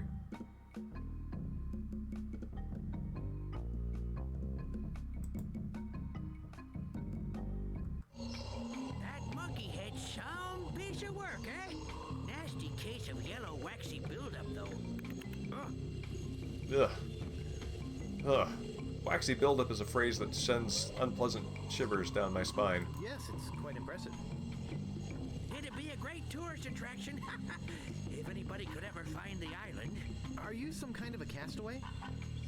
What do I look like? The caretaker? Listen to this guy. Am I some kind of castaway?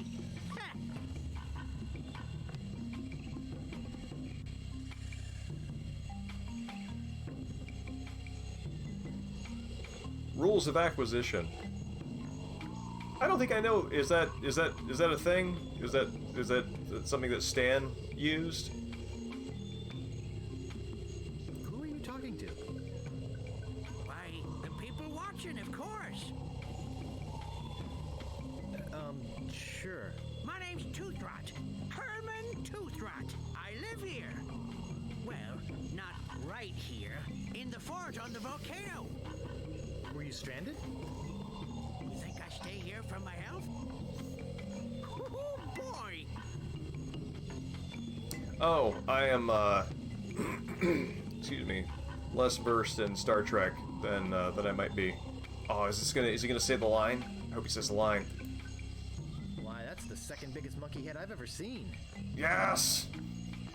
Why, that's the second biggest monkey head I've ever seen. It's such a good joke.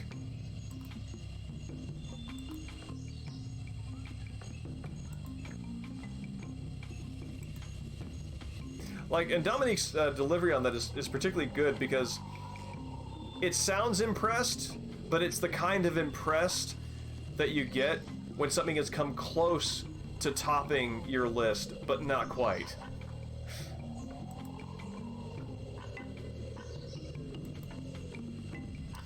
Ferengis. Big ears? Am I right on that?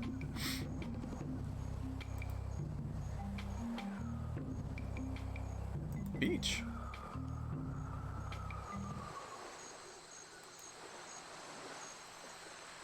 There's a message in it.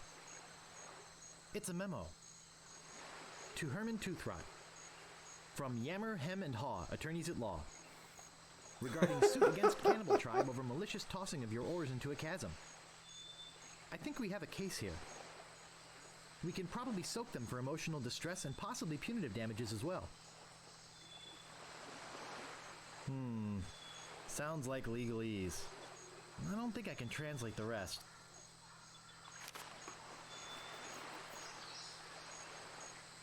Look at that fabulous ship out there. Did you come in that? You're braver than you look. I think that's literally Herman's Actually, it old looks a ship. lot Yes, like a ship it I is. used to own. I got taken by a guy named Stan. Stan of Stan's used ships on Melee Island?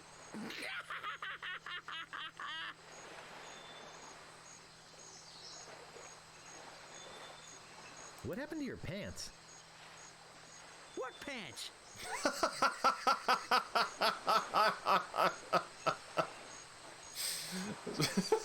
Very good. How did you get stranded here? Well, I sailed here with a friend of mine 20 years ago. We hoped to discover the secret of Monkey Island, but my friend met with a horrifying and tragic accident, which claimed his life. And I couldn't sail the ship back by myself. I trained a bunch of chimps to crew the ship and sail it back to Melee Island. They were supposed to get help and come back for me. There's something must have happened. Huh. How come you didn't just go with the chimps?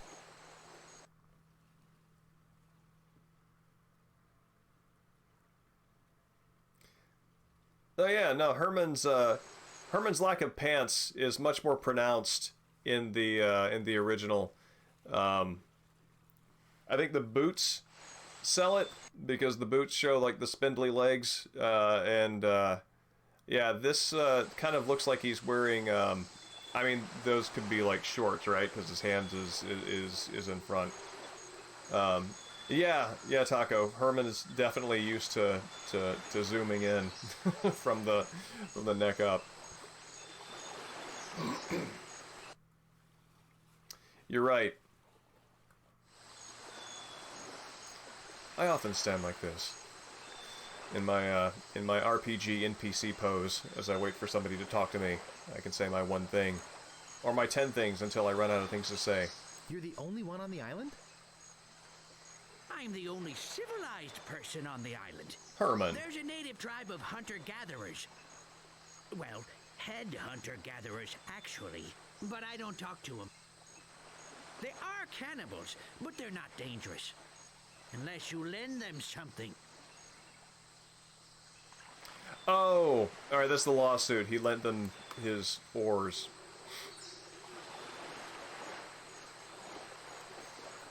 Yeah, Ark, I like to think of my NPC chuckle as ranging from standard RPG to FromSoft at the end of everything I say. I'm Guybrush. I'm here to rescue someone. Well, here I am. Glad you came to rescue me. Though you might have been a bit earlier. The fine on that overdue library book should be pretty big by now. Let's go! That's not exactly what I meant. I sailed here in pursuit of the governor of Melee Island, who's been kidnapped by a ghost. Oh, fine. Don't rescue me.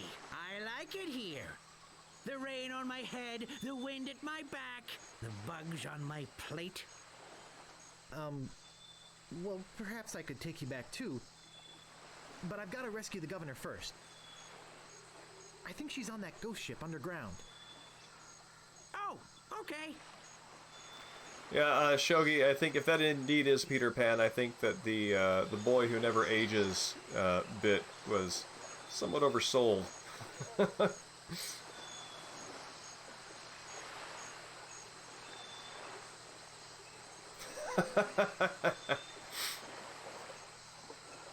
Yeah, Taco, I was thinking recently of the, oh, what was it? This was in Oblivion, and the, Elder Scrolls Oblivion, and the conversation system was, what was it? You had 4 options. You had, like, flatter, coerce, insult, and something else. And I think you were supposed to, just as a player, roleplay whatever your character would be saying that fit that context. But the NPCs always had like a set, like I think there was like a pool of maybe 3 or 4 lines, per dialogue option, and like if you just you could do that video game thing with dialogue where it wouldn't necessarily play over the old stuff, but it would just happen in rapid succession where it sounds just ridiculous, and you're just like overloading the timing on those voice clips. Joke. That's it.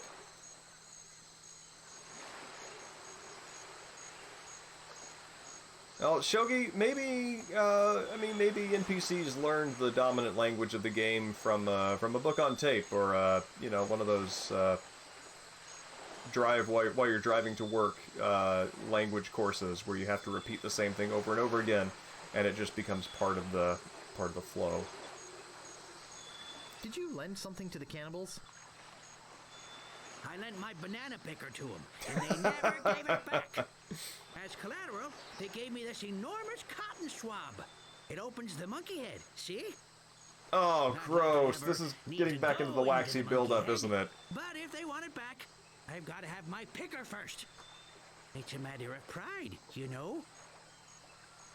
Yeah, Taco, that was actually my first Elder Scrolls game, and not only was that my first Elder Scrolls game, I played it on PS3, so I played it without mods. I had a friend who was really into Elder Scrolls, and she was very excited that I was finally playing one of the games, and she said, "Oblivion, okay, it's no Morrowind, but it's still pretty good." And then kind of tipped my hand when I said, "Yeah, we're finally getting a horse mod."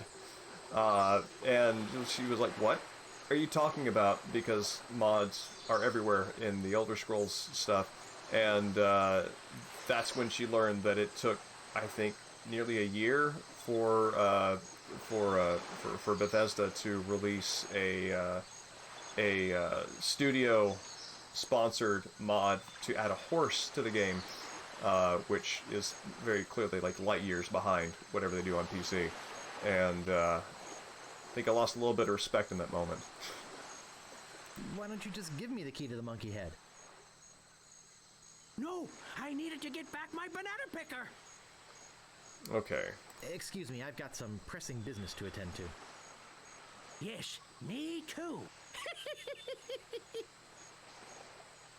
Alright, so can I pick this up?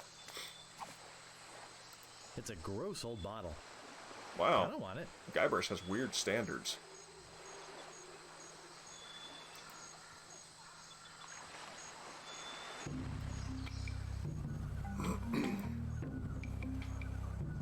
I don't remember Monkey Island having this many, like the island itself, having this many locations.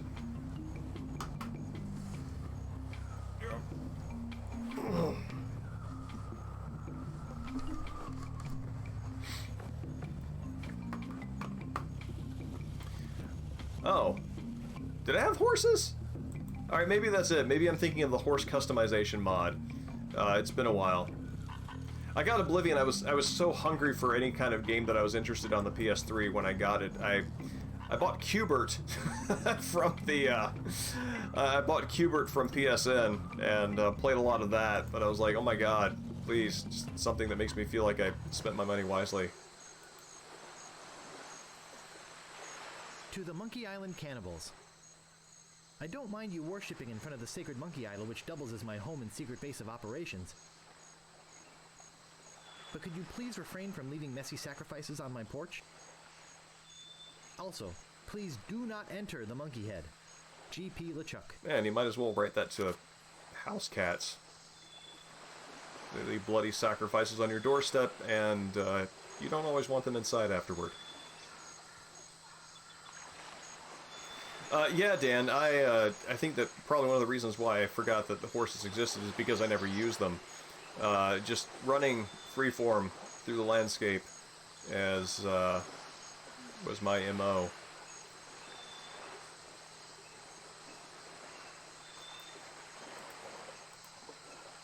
A soccer ball? Is that like do you mean like in the way that was it in Juliet in that Lollipop Chainsaw game had her boyfriend's head on a chain, like that kind of sidekick?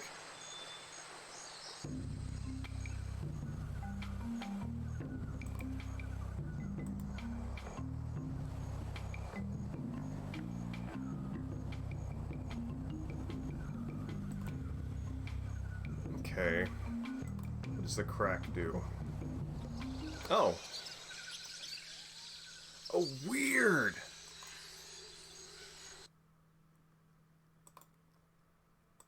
That's crazy! They made a whole top-down sprite of Guybrush just for this one section?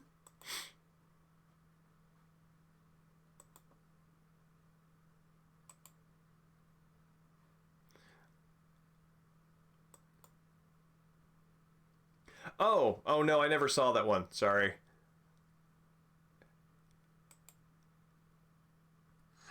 I can sometimes be very bad about getting certain references. It's a pair of oars. Do I still have the rope on me?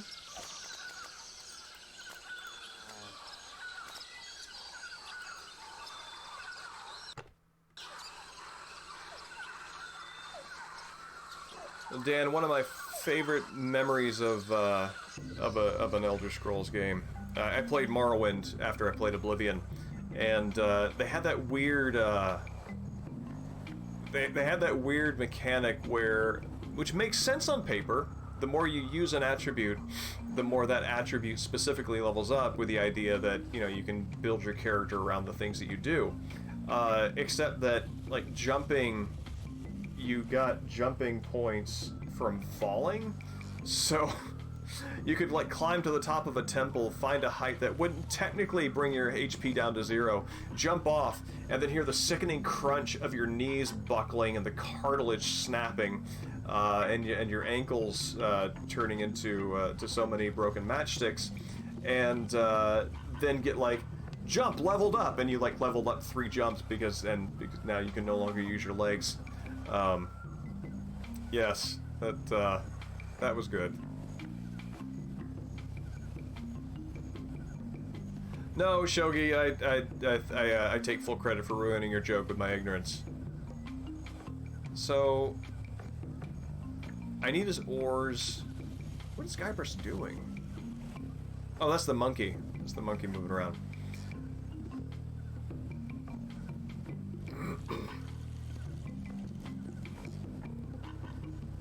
That was one thing that I liked for in Elden Ring, when you could get on the horse and you could still pick up items on the fly. Oh, I can't look at my menu from here. Was there anything on the beach that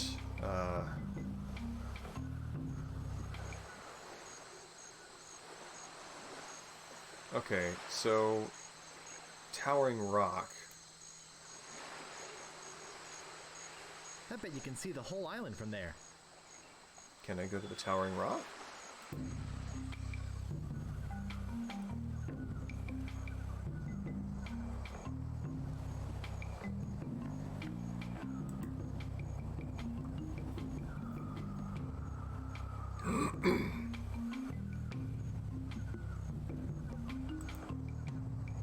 Boy, it sure is hot here. Oh, here we go.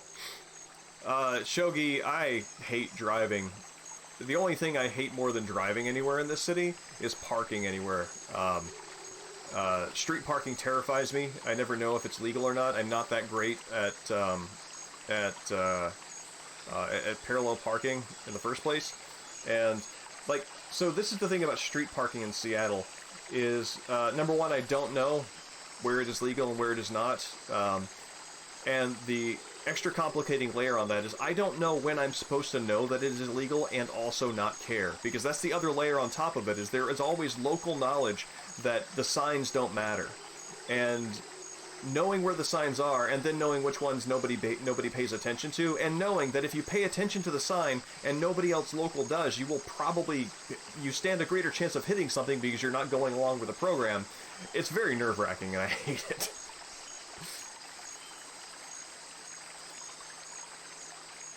I don't see anything special about it. I don't see anything special about it. Guybrush has apparently seen a lot of dams in his day.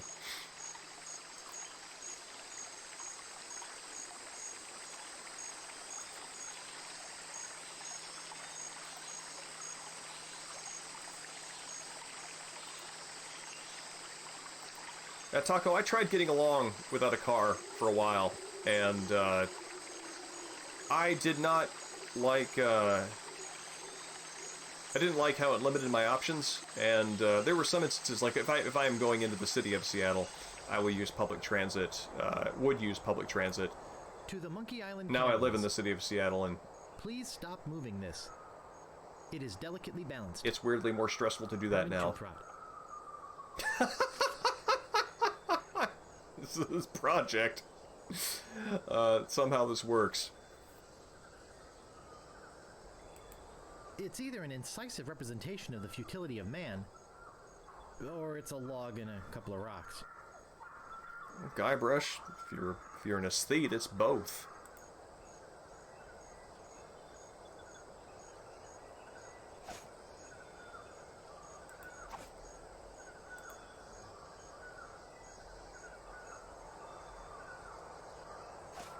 I didn't expect that to do anything.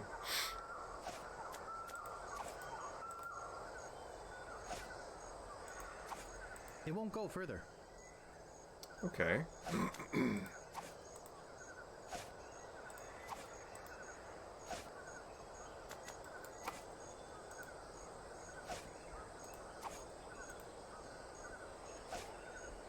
No, I would like to...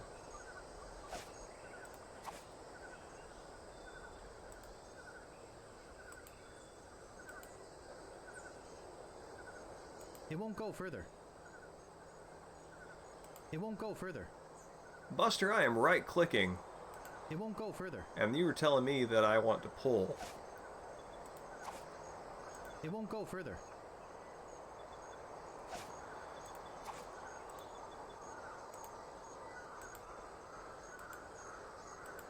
There we go. It won't go further. Well, I think I've messed that up enough that it should anger someone, which is... I mean, Guybrush's MO, as the kind of adventure game hero that he is just to poke as many things until something happens.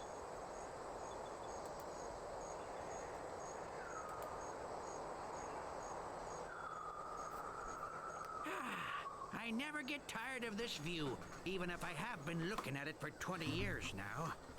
Even if it is the only view on the island. Also, El Mundo, thank you for the follow. Sorry, I am informal or not as organized enough as a streamer to have those notifications pop up when somebody does something like that. So thank you. Actually, while I'm doing that, let me just take a look here, see if... Okay, no, nobody else I need to say thank you to.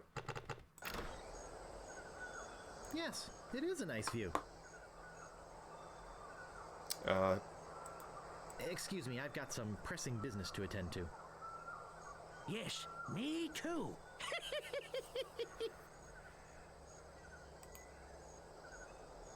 I don't see anything special about it. Can I push the Hippo I Rocks? can't move it. Can I pick up the Hippo What Rocks? would I want with a big rock? It's an adventure game, man. You don't have to know that ahead of time. Just fill your pockets.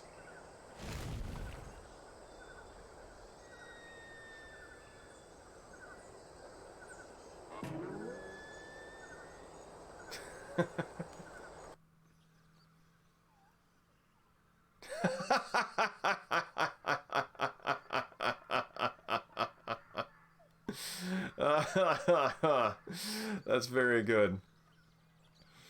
That's the reason why I switched over is that I mean, of course, you know, the error messages like that have a very particular look and feel on a DOS machine, and I wanted to see how the original carried that. Very good.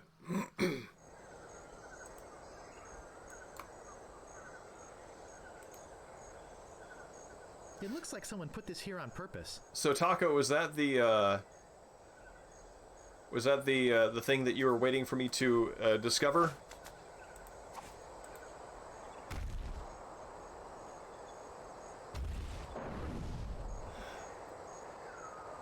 Aha!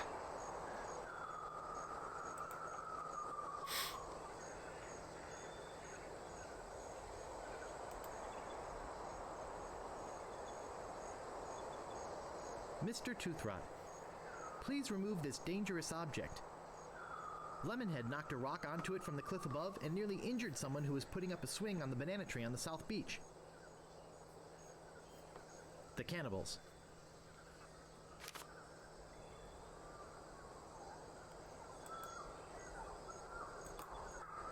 My point about poking everything in an adventure game until something works stands. This is why you do not need to know why you should grab the rock. That's awesome. But there we go. Boy, it sure is hot here. Okay, that hot line is probably my hint. Oh yeah, Taco. Yeah, as far as like the remastered stuff animating, there's Vulture there in the background, and the water is doing its rushing thing. But yeah, the heat is probably important for something later on here.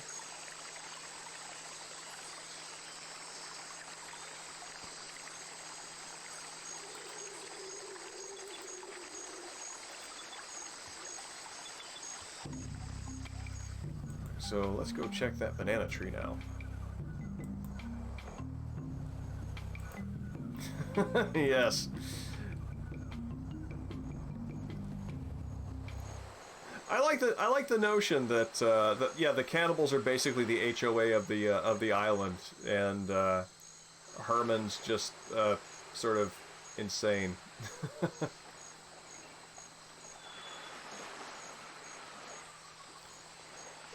I feel so, Taco. I think that there is one more.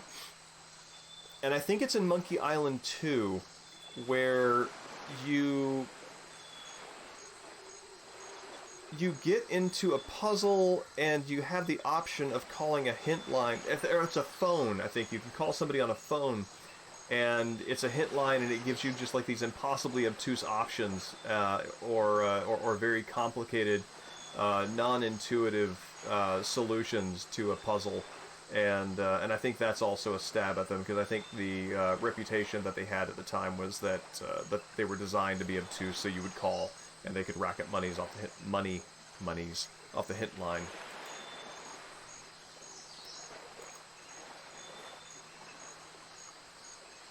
So I thought that They look like they're almost ready to fall off the tree. I thought that the rock would have hit the bananas, but maybe not.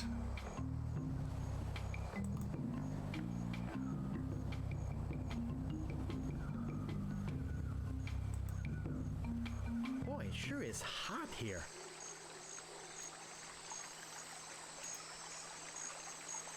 Let me check this again. You know, one Lucasfilm game that I always wanted to play but never did was the Indiana Jones one, which I hear is excellent. I remember when that game was current, reading. Oh, weird. They added the circular pattern on the top, which from the art there, that would have led me to think that that was something important, but apparently is just style.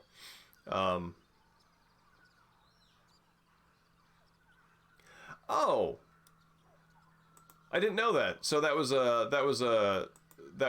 sort of self lampooning there.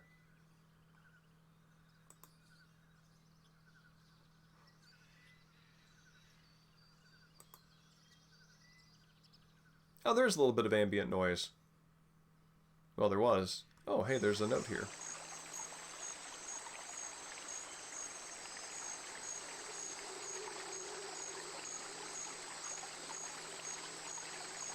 I'm no geologist, but judging by these conchoidal fractures, I'd say this is a piece of flint.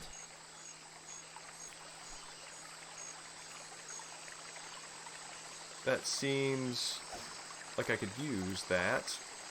Well, check out this note while I'm at it. Herman, please return our key to the monkey head. The cannibals.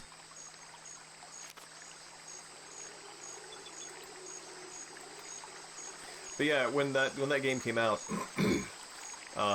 I would just buy any video game magazine that my parents would let me, that they would get for me at like a grocery store. And there was one that had a large special feature on Indiana Jones, the LucasArts game. And man, I just combed through that, read it over and over again. I think Last Crusade. Oh yeah, that's right. The Last Crusade is the one.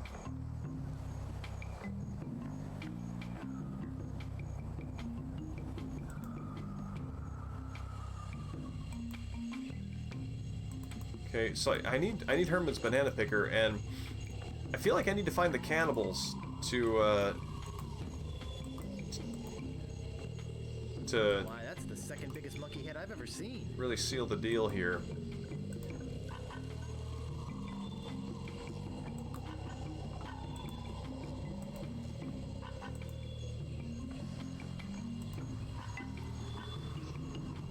Okay, so clearing, Guybrush, beach, pond? Oh, pond, that's where,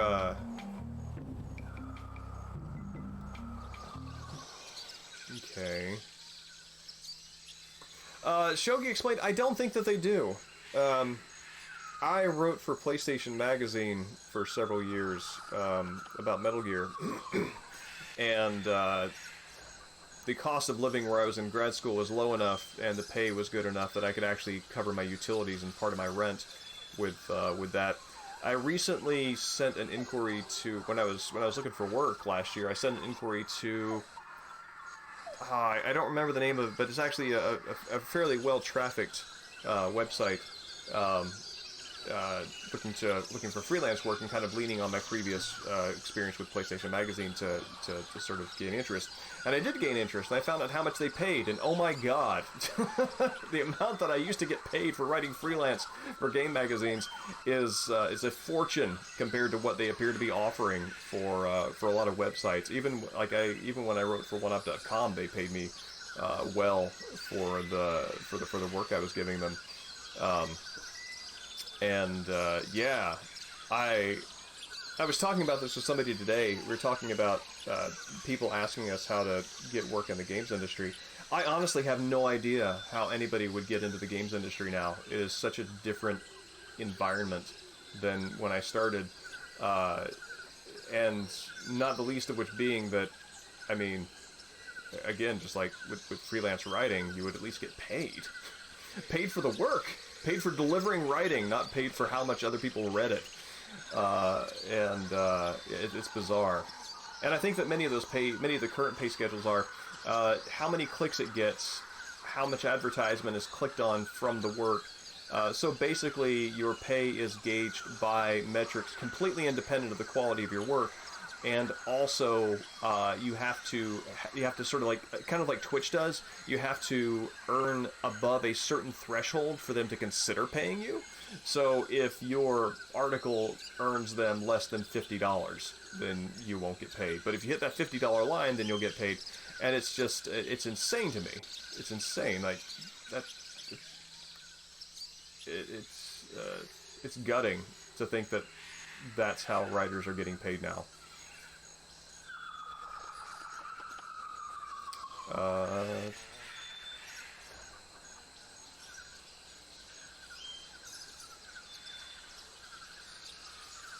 Yeah, Taco. The variable paths that Last Crusade leaned on, those were the things that really interested me about it, and just being able to read all the branching ways you could solve problems was fascinating.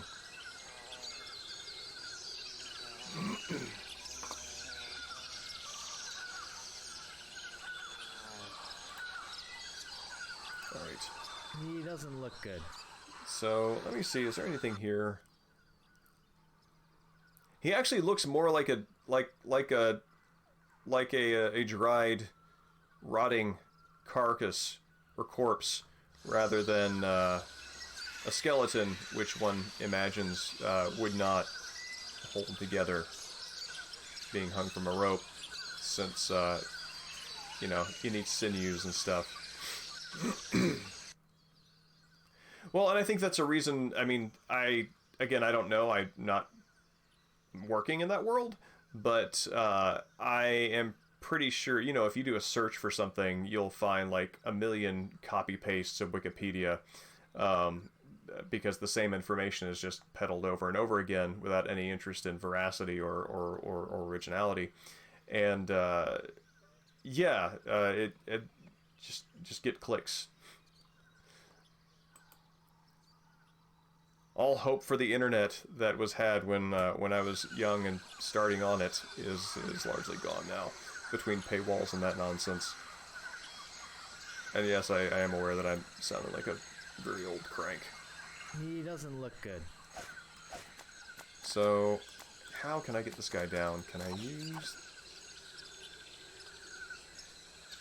Flint works best with things made of steel. Okay. What is SEO, Taco? Alright.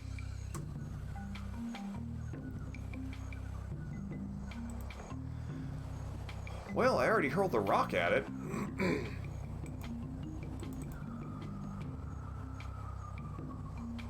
Oh.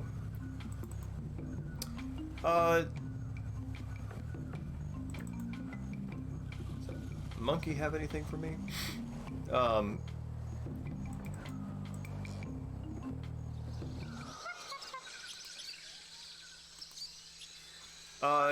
Is that where a lot of the sort of like nonsense articles come from? What's the tree? Can I push the tree? I can't move it.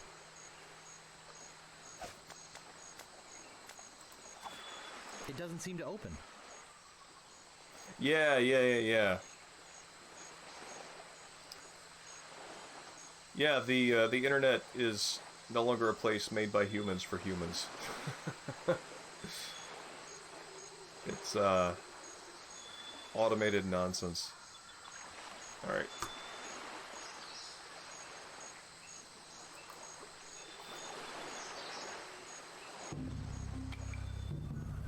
See, this is where that feature I was talking about, where you just like press a button and it highlights all the areas on a map that you can interact with, where that would be extremely useful. Because I feel like I can solve these problems, but I feel like it is depending upon me clicking on something that I haven't clicked on.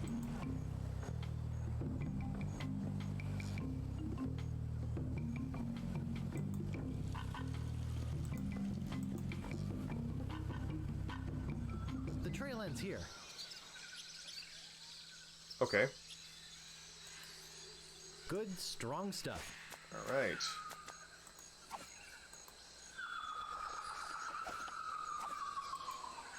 It's rusty. I don't think it'll work. Anything inside? It doesn't seem to open.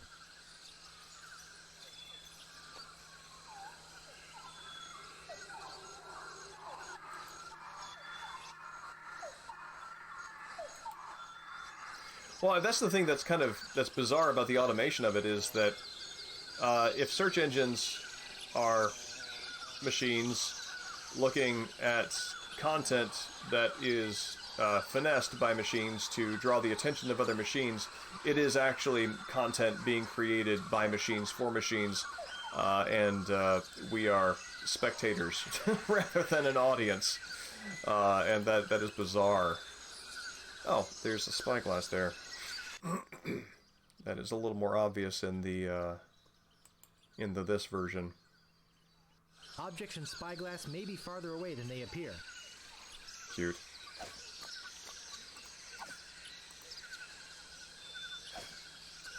All right. So this, in conjunction, would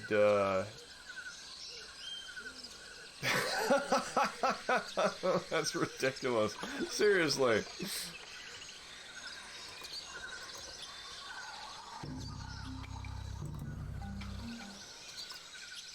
Does the path... Oh, it's a fort.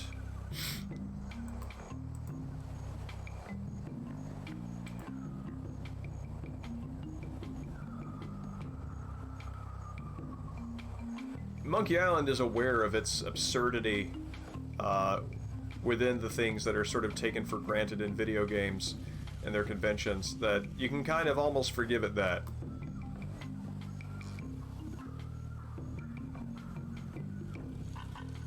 Okay, no, let's... How did I get to... That's right. Boy, it sure is hot Excuse me. here.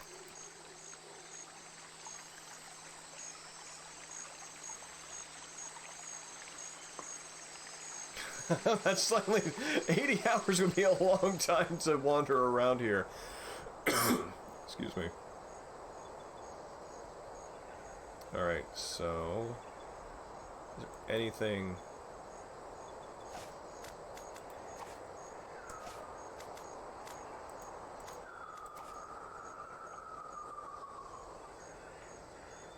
Hey, I can see the lookout on Melee Island. He's looking right at me.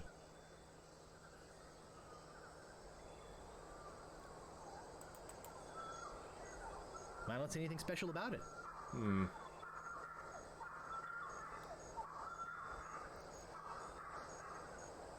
Thanks, Dan. It's always a pleasure to have you around. I'll be doing more of this on Wednesday of next week as well, so I hope we get to catch you then too.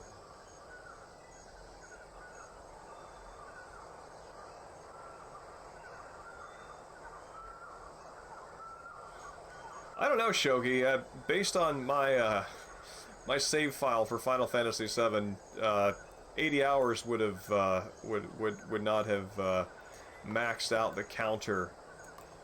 I played quite a lot of that game.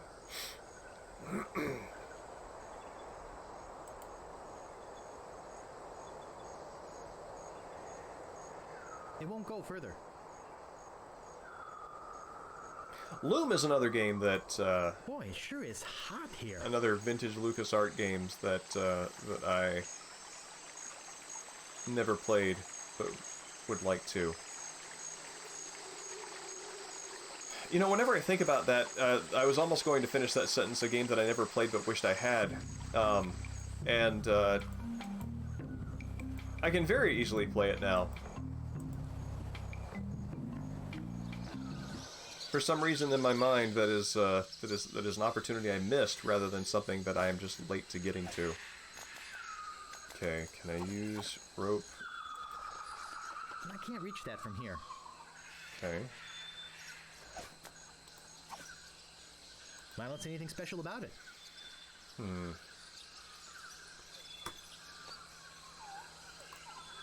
Alright, Jungle, tell me where to go.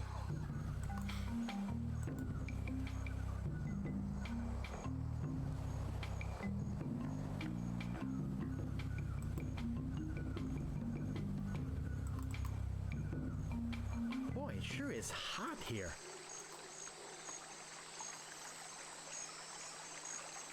Woo!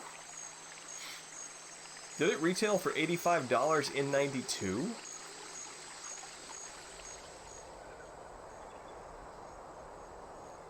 But It won't go further. It won't go further. I am confused.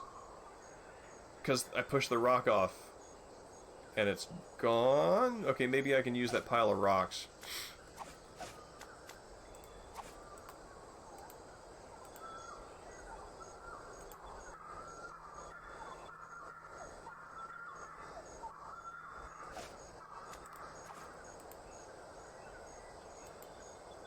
It won't go further. No, I would like you to do the other thing.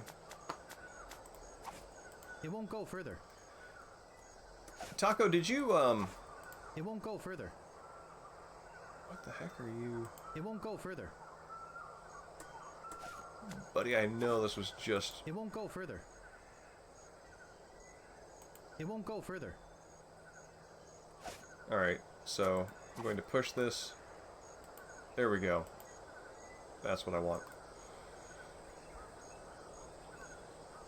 Taco, did you ever play a game called Glider? On the old System 7 and 8 Macs, pre-Mac OS X?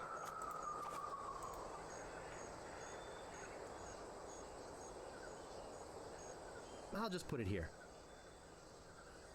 What? Okay.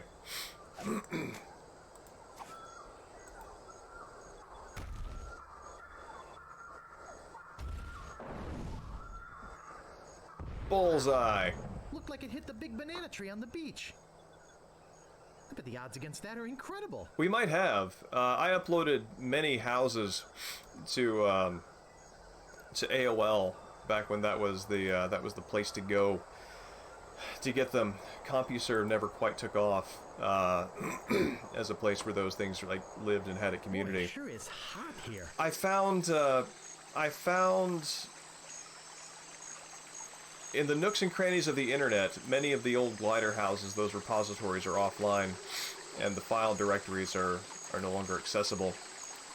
But I did get a collection of them, one of which contained my magnum opus glider house, which is called Houses of the Holy, which is a Led Zeppelin themed glider house.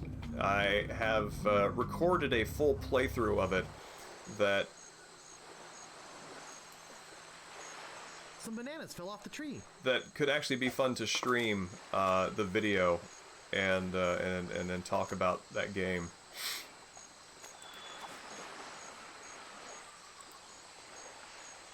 Alright, I got 2 more bananas. What do I... That doesn't seem to work. Can I open a banana? It doesn't seem to open.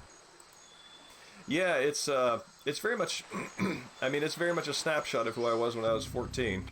It's got a bunch of Led Zeppelin and Monty Python in it.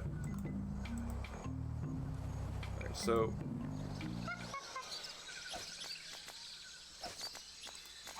That doesn't seem to work.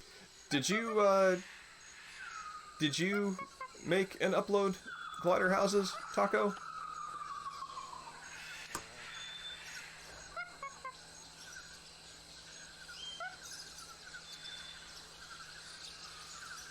Yeah, Netscape, buddy.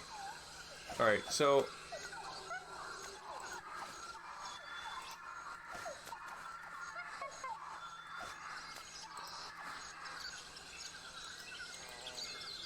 So this monkey does not have a command prompt on it, and I would like to give it a banana.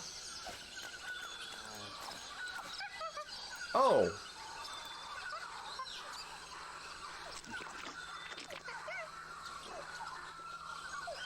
Oh, Vera! I remember that.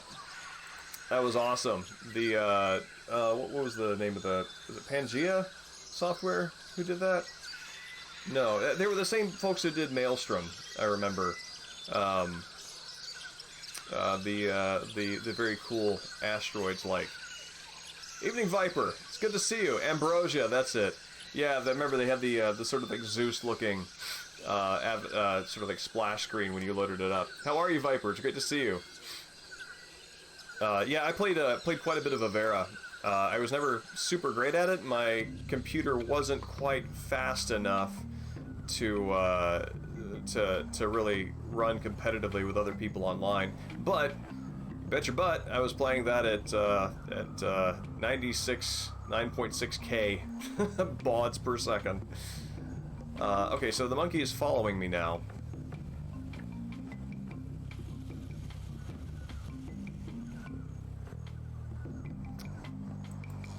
Maybe the monkey can get the rope off the corpse for me?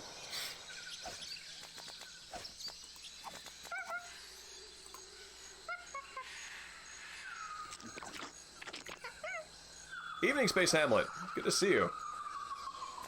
Alright, so I'm going to give another banana to the monkey.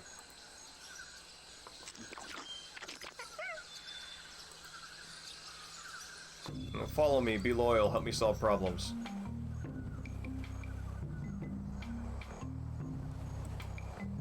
Oh, I bet the monkey can get the oars for me. Or maybe I can use the rope on the tree. The rope's not long enough to reach the canyon floor from the tree. I'll try it with that branch.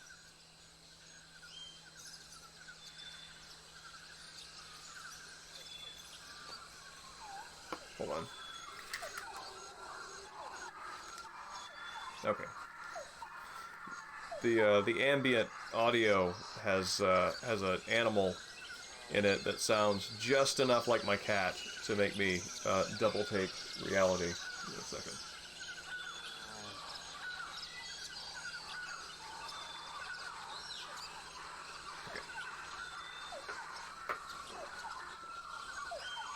Yeah, Space Hamlet, figuring out the puzzle on the ship was actually something I spent a lot of time running into walls doing.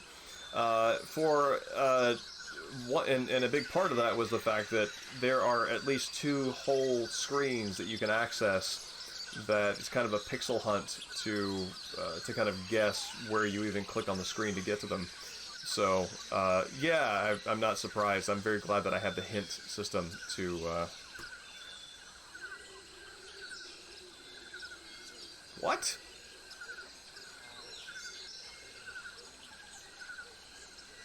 I didn't even know that was an option. Weird. Okay. Thanks for coming by, Ark. Always great to see you, and I hope you have a good day at work.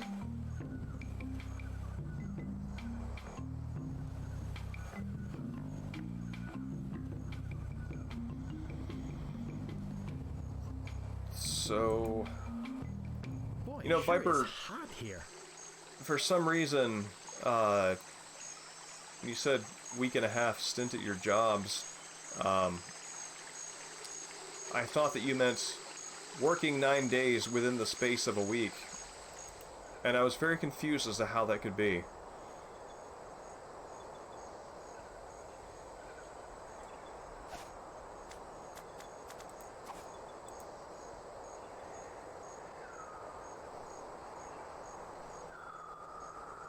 Alright. Knock some more bananas off that tree. It came close, but I don't think it'll hit it again. That shot was 1 in a zillion.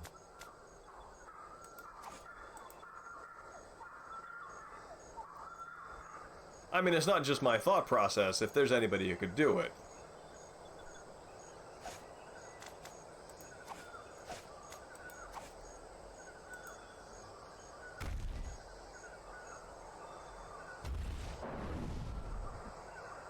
It came close, but I don't think it'll hit it again. That shot was 1 in a zillion. Try it one more time. I'm fairly sure I know how this will go, but...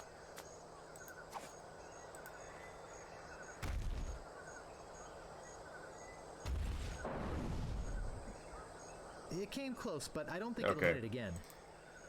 So, I used all my bananas on that monkey.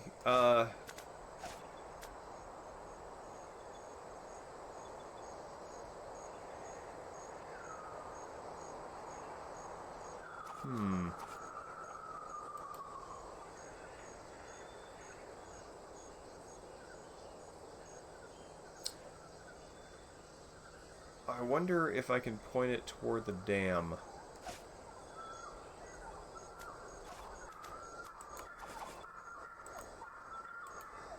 Alright, let's try that.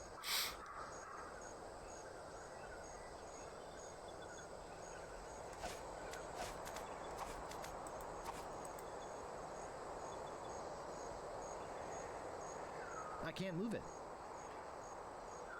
I do appreciate that they apostrophe the of. Keep O rocks.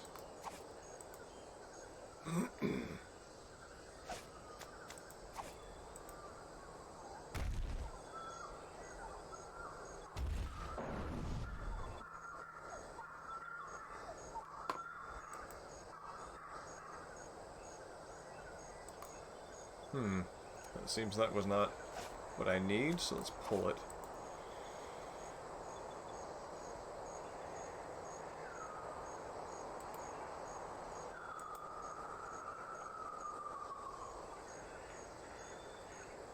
Evening, youth. Well, I got it once. Now it's a matter of being able to get those bananas again, if I can. I'm actually not 100% sure that I can hit it again. But,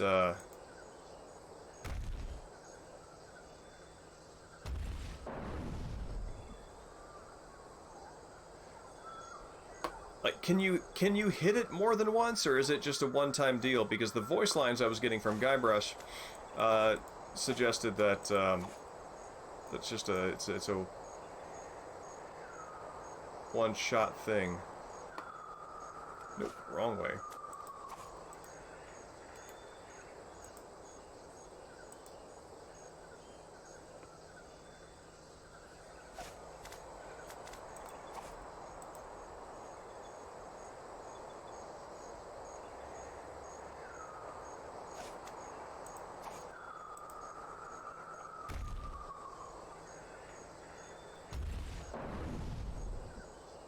It came close, but I don't think it'll hit it Yeah, again.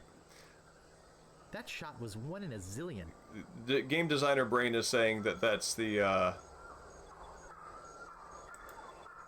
game designer brain is telling me that that's saying no more, sir. Oh, Viper.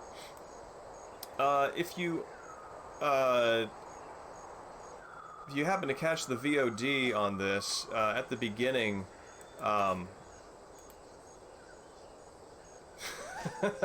Yes, that's where the 30 hours of gameplay is coming in, right? Yeah, Viper and Hamlet. This would be of interest to you as well as a. It won't go further. As a musicman. At the start of the stream, I played a recording of the first 4 measures of my arrangement of the Monkey Island theme on banjo. So I think it is coming along quite good.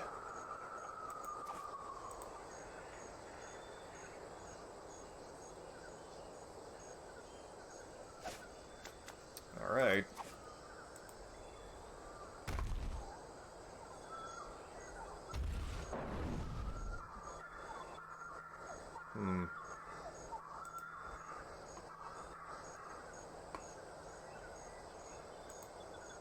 Actually, you know what? I don't know why I'm being coy on it. Hold on.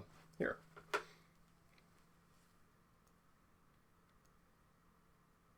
Let's...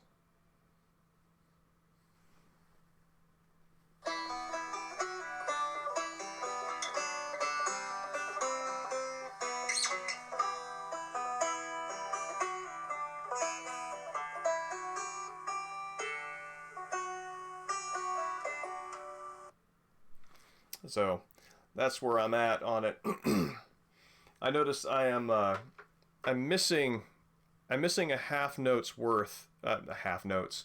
I'm missing an eighth note's worth of beats on it in the 3rd measure. And I was listening to this thing like over and over again today, like something is not right. What the hell is wrong? And then I started looking at the sheet music and I'm like, the math is wrong. The math isn't adding up. Thank you, youth. I appreciate that. My intention is to have the full thing arranged by the time the stream is done to kind of close out with it. And after I do Monkey Island 1, I'm going to do Monkey Island 2. And so maybe I can work on a version of music particular to that game too. But yeah, I find that it works very well on banjo. It's there's the key is E minor. E minor's big note, and of course it uses E minor a lot as a chord. And the big notes there are, I think, E, B, and G. On a banjo, B and G are open strings, so at almost any point you can find a relevant harmonizing note that you can just sort of pluck and get a nice hum to keep it moving. So yeah, it's good. It feels like a good fit.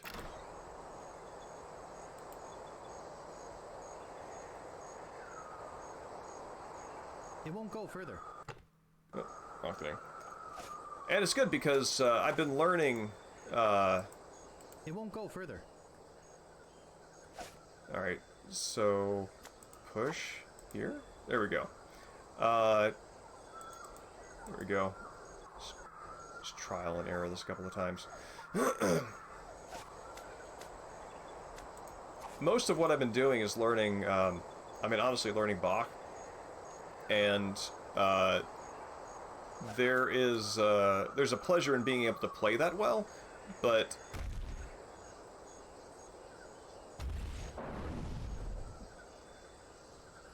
Nope, not that angle. There's a pleasure in being able to play that well, but at the same time, that is fairly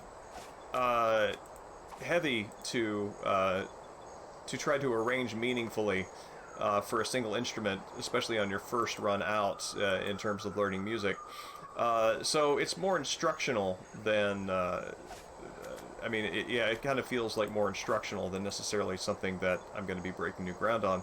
But the theme to Monkey Island is simple enough in its base that that playing with it and coming up with an arrangement for it, I actually do feel like I'm coming up with something that that doesn't yet exist and might be a good thing to bring into the world. So it's really cool. It's a nice step forward in music.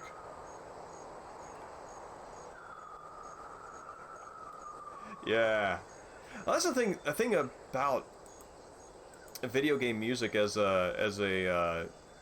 practicing as fodder for practice is, in most cases, you already know kind of how it's supposed to sound or how it's supposed to feel.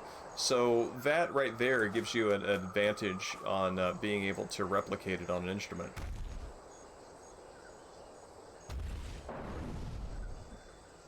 It came close, but No. I don't think it'll hit it again. That shot was 1 in a zillion. Viper, I know you play synth. I did not know you play stringed instruments as well.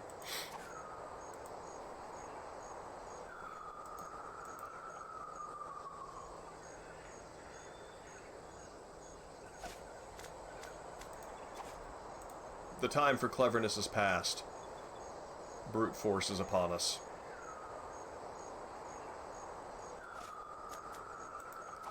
Wow, I had no idea. Oh.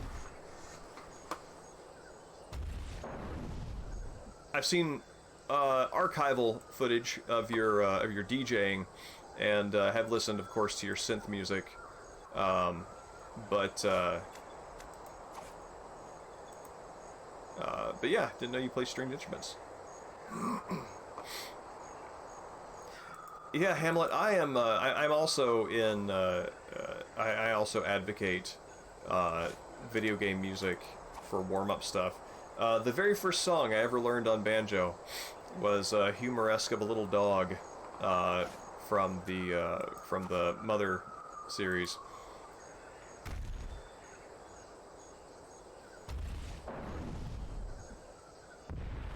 Holy crap! Whoops. Well then, that's seems like that'll have an effect.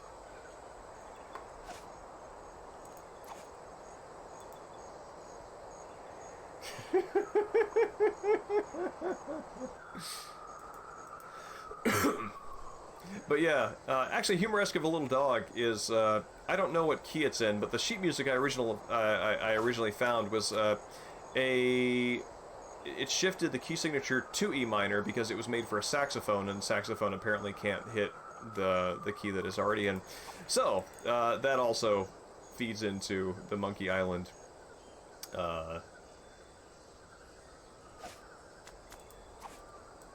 arrangement.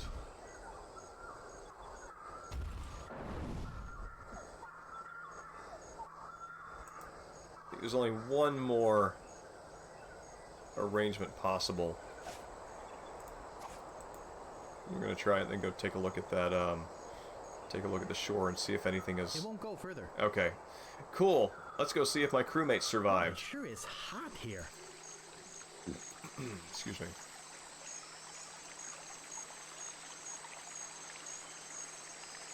And thank you, youth. I celebrate too.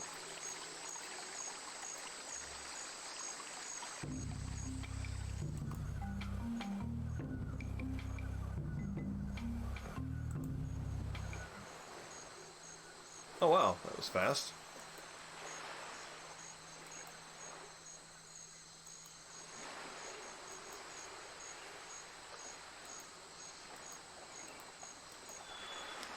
I don't know, Hamlet. There are,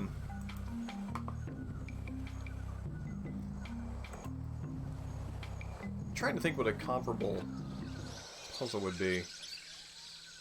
Alright.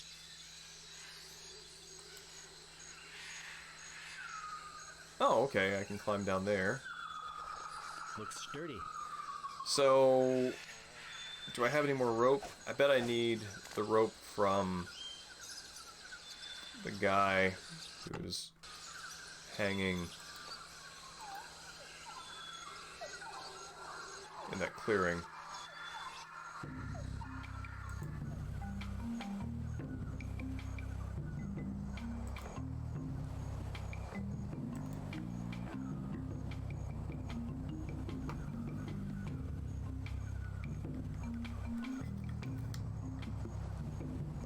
Okay, that one actually is my cat.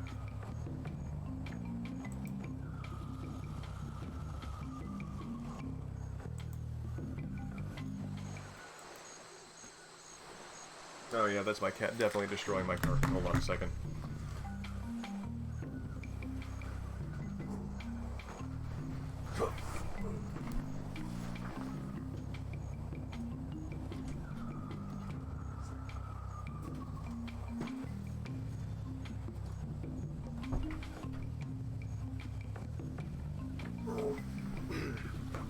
We're about to hit midnight, which is where I turn into a pumpkin. But I can try to solve it a little bit more before then. No, my carpet. Though, if the cat were left alone in the car, I have no doubt she would be capable. Okay, now this is the giant monkey head.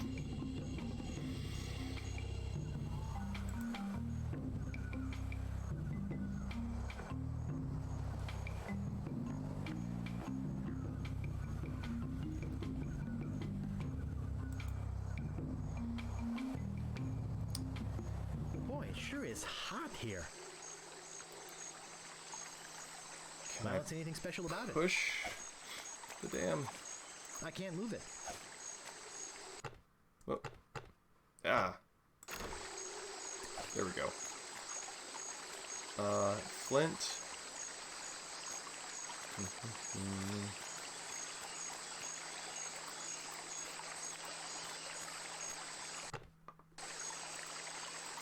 Okay, none of that.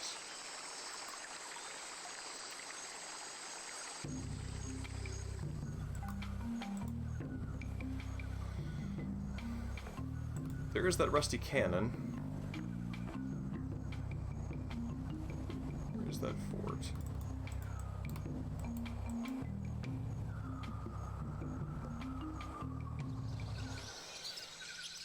It's rusty. I don't think it'll work.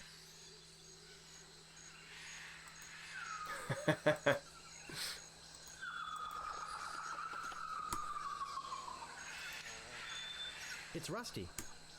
I don't think it'll work. What?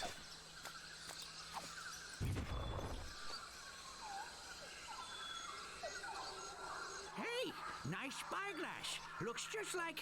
Say, where is my spyglass? Oh, perfect. I'm gone 5 minutes and somebody comes in here and dumps gunpowder all over the floor. Naturally, I don't think you had anything to do with it. I'm sure it's just a coincidence that you came in here to prowl around right after some mysterious person dirtied up my nice clean floor. I saw a monkey leaving here. Blame it on the He must monkey. have done it. You don't fool me, Sonny. Excuse me, I've got some pressing business to attend to. Yes, me too. Herman's wonderful. I don't remember him at all from my previous playthroughs. A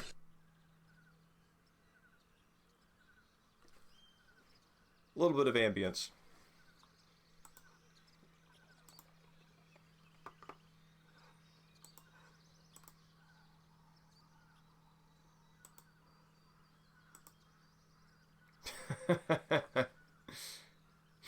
Okay, so flint, that gunpowder, maybe.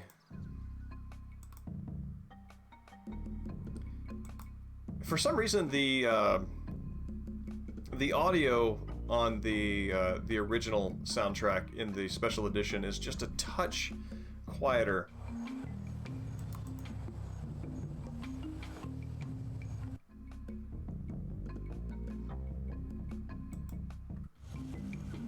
Boy, it sure is hot More here. subdues, yeah. So I'm not sure what's up with that. So let's use gunpowder. Damn. Let's use flint.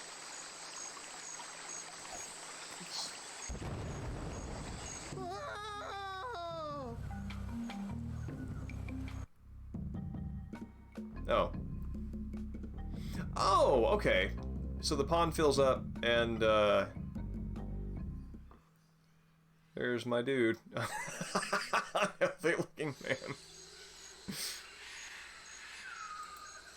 It seems to be a jump rope. I will take this, thank you. He doesn't look good. Anything in his pockets? No. It doesn't seem to open. Ick. Very good. Alright, so I got another rope. Let's see if I can make it down to the oars.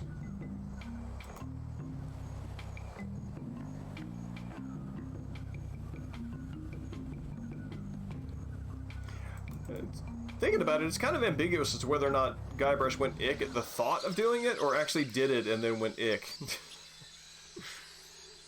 Probably at the thought. He doesn't seem to... I kind of don't think he would have it in him.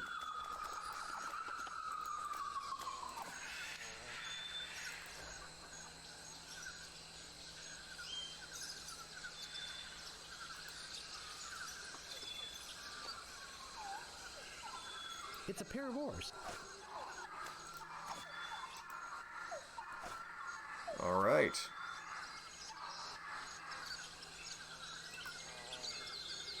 Oh, no, no, no, no. Oh, okay. I would like to explore more down here if I can. It's spooky, and I'm not going any further.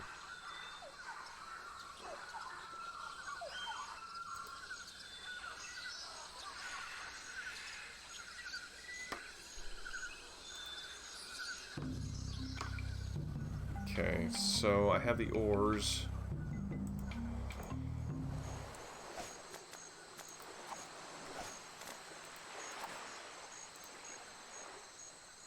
I can paddle it with these oars.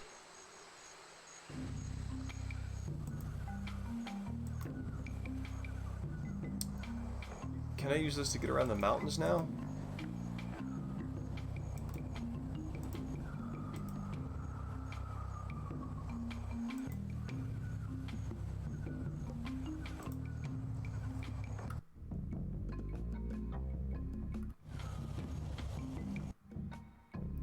Guybrush just kind of looks like a little water bug there in the original.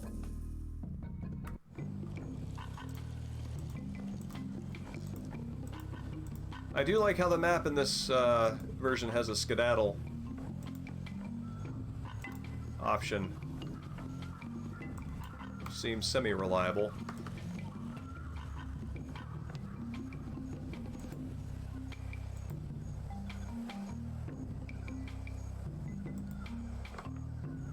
as I think Taco mentioned earlier, that this map was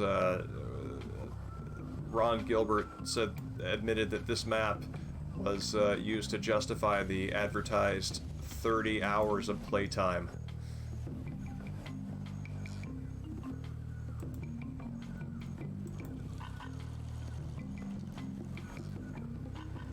Okay, can I land? Yes, I can.